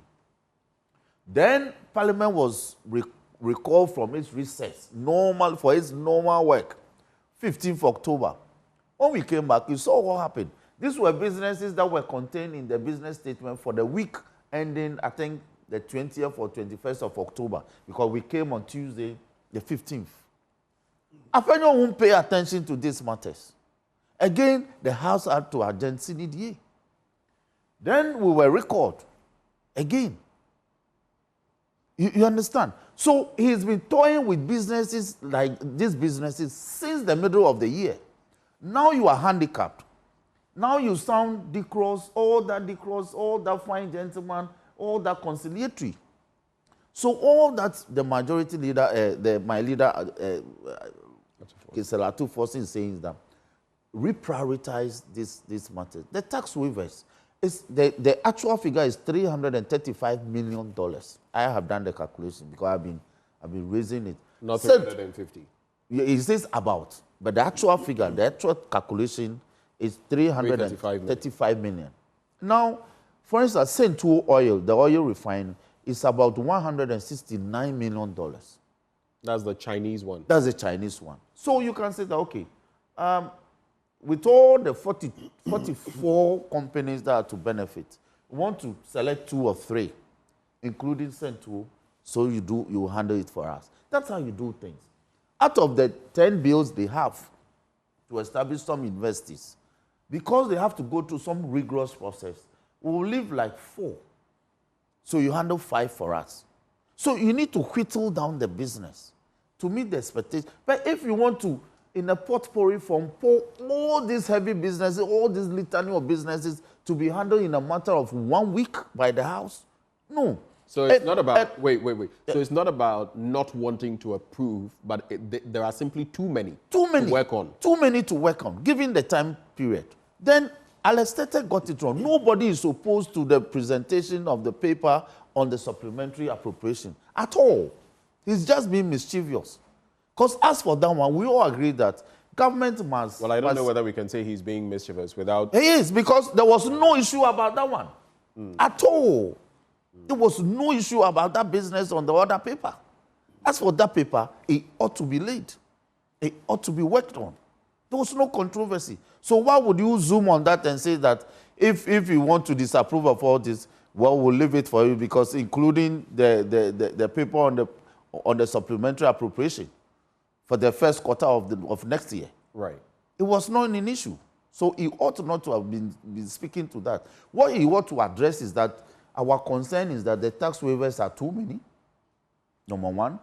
The bills that they brought, including the free SHS bill, which is about 150 pages bill.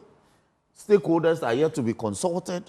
And yet you want us to pass this So in other words, if you want to, the Speaker himself also made mention of the fact that the ruling administration would have to prioritize. Yes. Because within the space of time... No, reprioritize. This they consider as their priority, right. But to reprioritize. Right. Within the dying embers of the 8th Parliament, you simply can't do this kind of parliamentary business. It's heavy business. You can't finish it. Yeah. So you support that call? I support that call. In fact, the call that I made to Afenyo, even before we came back, I said, look, leader, and what was Afenyo Market's reaction? He told me that they will look at it. I said, leader, reconsider the business. They are too heavy. Dr. Kabiru Mahama, what do you think about this? Because do you remember, I always go back to that famous or infamous, you remember Yawasafo Mafo and a bill and the German and all of that. But you need time as legislators, because to be honest, we, even in the media, have also lashed some of you members of parliament. You are now going there for doing maybe a shoddy job sometimes when it comes to thoroughly going into documents, and then later one side will say, oh, this and that. But you were sitting there when this was, approved. What do you make of this situation? Yeah, so you see, this current difficulty we found ourselves is because we wasted a lot of time with this unnecessary business of parliamentary majority. We sit on the left-hand side. This is the cause of In fact, the major cause left or right has led us to nothing. This has led us to nothing. We are in this situation because if we had put this country interest beforehand and put the interests of the Ghanaian people against all political advantage, I'm not sure we have been grasping for air. We have been running in this difficult, tight corner because most of these things would have been approved. Let me just ask you briefly. Afenyo Markin, the majority leader, does he bear a lot of responsibility in this? I know that both sides should bear responsibility, both leaders, but especially as he is majority leader. You know, he spoke about it's not spiritually right for me to sit on this seat and all of that. But if we're putting governments, in fact, the people of Ghana first, and if it didn't really matter who is majority and who is minority, and if egos were maybe brought down, maybe some of these things could have been done. Is that what you're saying? You see, the NDC play a very strategic political move. Masterful, eh? A masterful political move. And they disrupted the business, and their intention was to disrupt it, and they succeeded. I think... Why did they succeed? They succeeded because business of the House could not continue. Like he said, the Speaker had to adjourn Senate down. Okay, and then we had to reconvene under this particular difficult situation. All right? Sitting, that is what there's majority and there's minority. I'm not sure it is just for fun. It is just for the artists that they say people should sit to the left-hand side and to the right-hand side. Because there is a purpose. Because decisions are made based on whether you belong to the majority or minority. But in the end, if I go back to the very point you started with, if that had been overlooked, so to speak, yes, parliamentary, I understand what you're saying. Some of this business could have been done before now. The people who should have overlooked that. I like the smile on your face. The people who should have overlooked that, Masina Barra knows that, is the NDC. Because they knew very well that, I mean, this thing we are pushing, it will lead us to nothing. No, you made your point. I'm making a point. So that has caused us all this. But look, we are now here. If you can't do all, you don't leave all. Okay, that is the situation we found ourselves. You do some. Which is what he's also saying. Yeah, that is what we're all saying. Now, for me, I feel that if Parliament can sacrifice, okay, because these are not things that have been, they are not surprises that have been sprung on them. There are things they are already aware of, but it's just asking that we do not get time to, read through, peruse this document, and we're now needing time. If Parliament would sacrifice, the government is a continuum.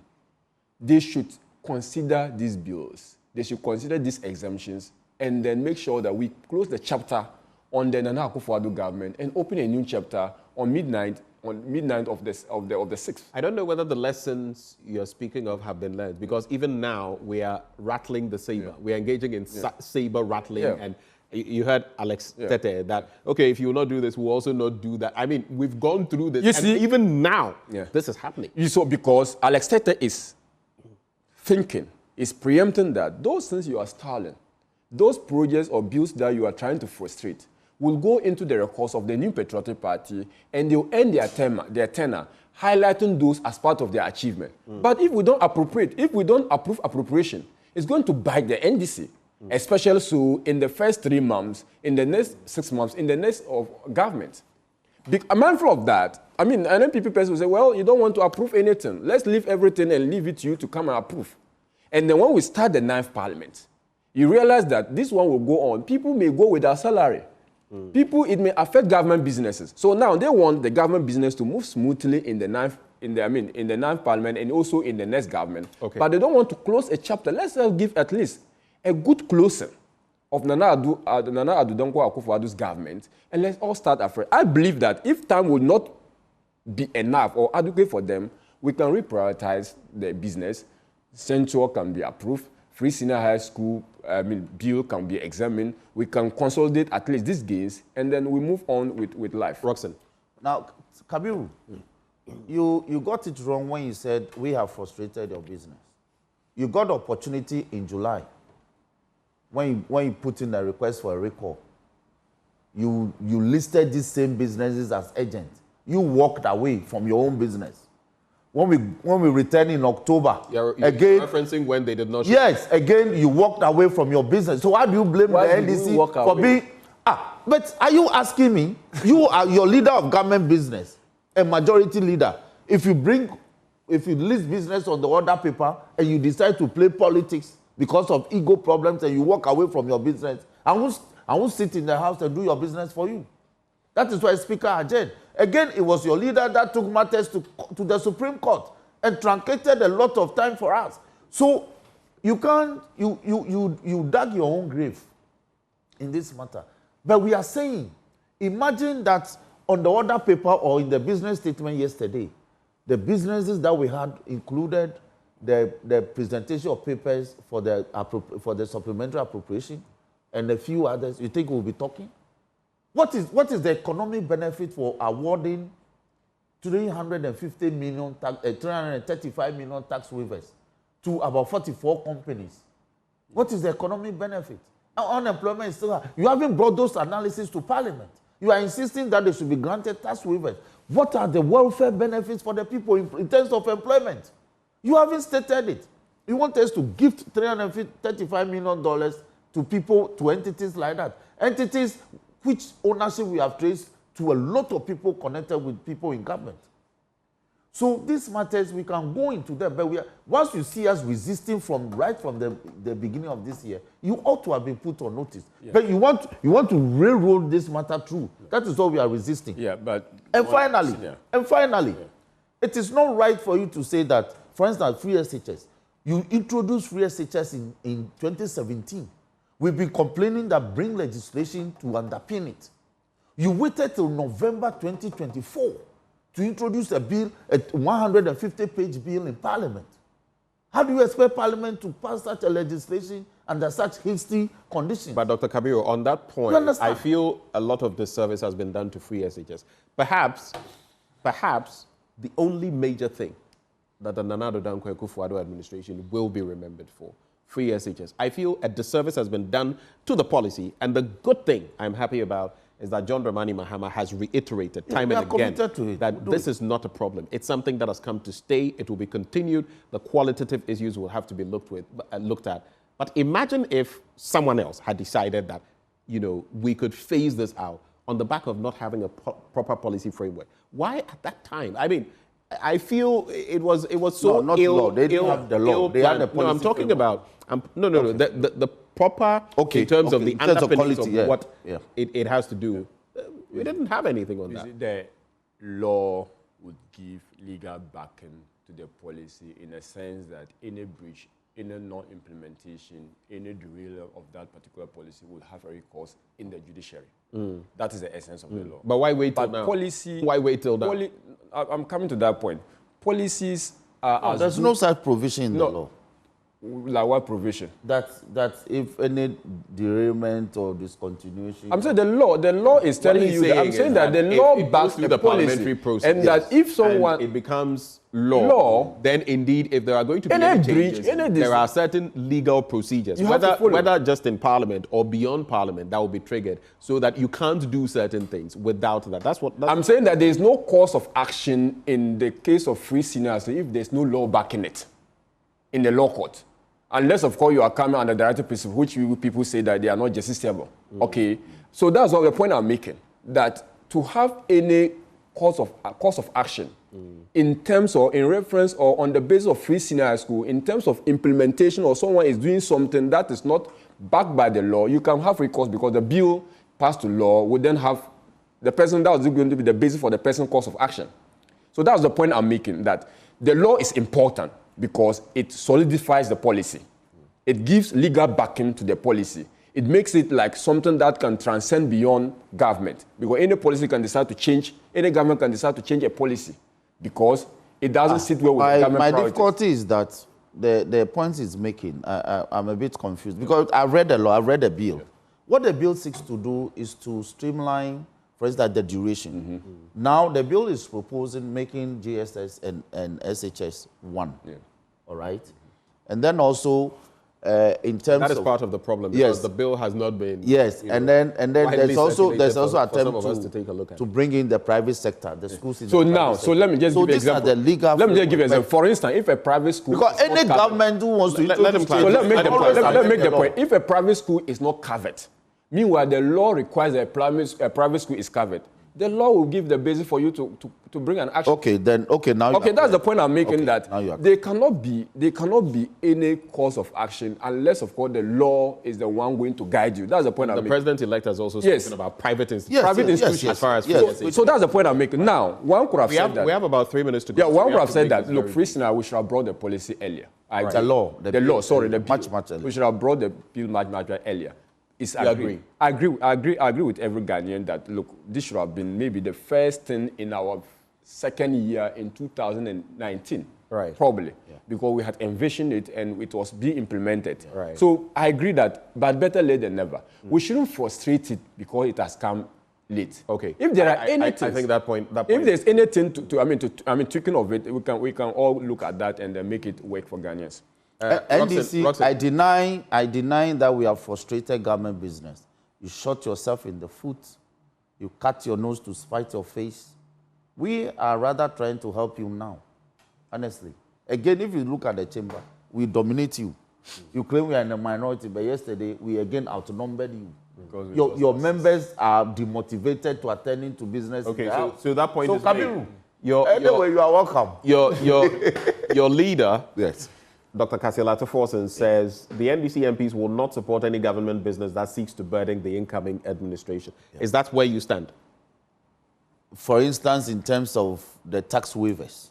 I mean, everything else that has been discussed. Yes. That is still the position of the NDC. Yeah, that is it. And your caucus in Parliament. Yes. All right. Yeah, but just we have to go. Just a quick one on the tax waivers. I mean, is granted on the exemption bill, right? Yes.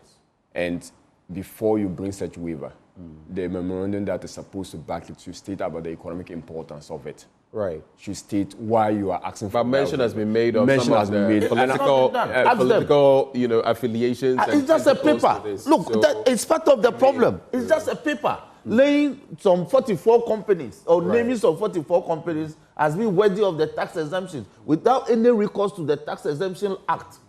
So we are asking, come and do justification. They've not been able to give that economic policy analysis of the grant of the tax waivers and the nature of the employment, the multiplier effect it will have on the economy. We don't have it. Gentlemen, we have to go, but stay with me. Let me just deliver these messages before I acknowledge you. Let me tell you, Ghana, about CompuGhana and its Christmas package for you. Get the best prices on premium brands like Samsung, LG, TCL, HP, Lenovo, Dell, Midea, Nasco, Techno, Infinix, itel, Huawei, and many more. You know where to go. And they have laptops, desktops, printers, TVs, air conditioners, fridges, home theaters, mobile phones, CCTV cameras, and many more, or CCTVs, actually.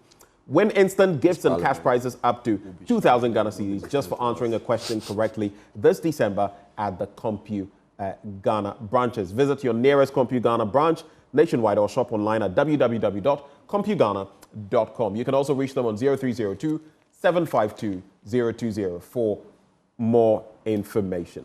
And before we go, let me also tell you about Syntex Tank. Air strong, air tough, you know that. Well, if you've thought of an ideal Christmas present, if you haven't so far, well, there's an option. Syntex Tank. Make Syntex Tank the perfect Christmas present in all homes. And you know how important water is, especially in certain parts of our country. This Christmas, gift a Syntex tank to your family to give your family access to clean, potable water. It's not just for Christmas, it's for a lifetime. Regardless of the color you want, they'll also give you the inner white layer. So no matter where you are in the country, just call 0244 335 168 and we will make it happen. Don't make it rice, make it oil, make it Syntex Tank. Syntex Tank, a strong, a tough. Let me quickly acknowledge the South Dai legislator, Roxanne Nelson Dafeamekpor. Thank you for joining the conversation. We also had Dr. Kabiru Tia Mahama, technical advisor to the Vice President and Member of Parliament-elect for Wale. Thank you for joining the conversation, and this is how we cap it off on the AM show. My name is Benjamin Akapo. Have a good day.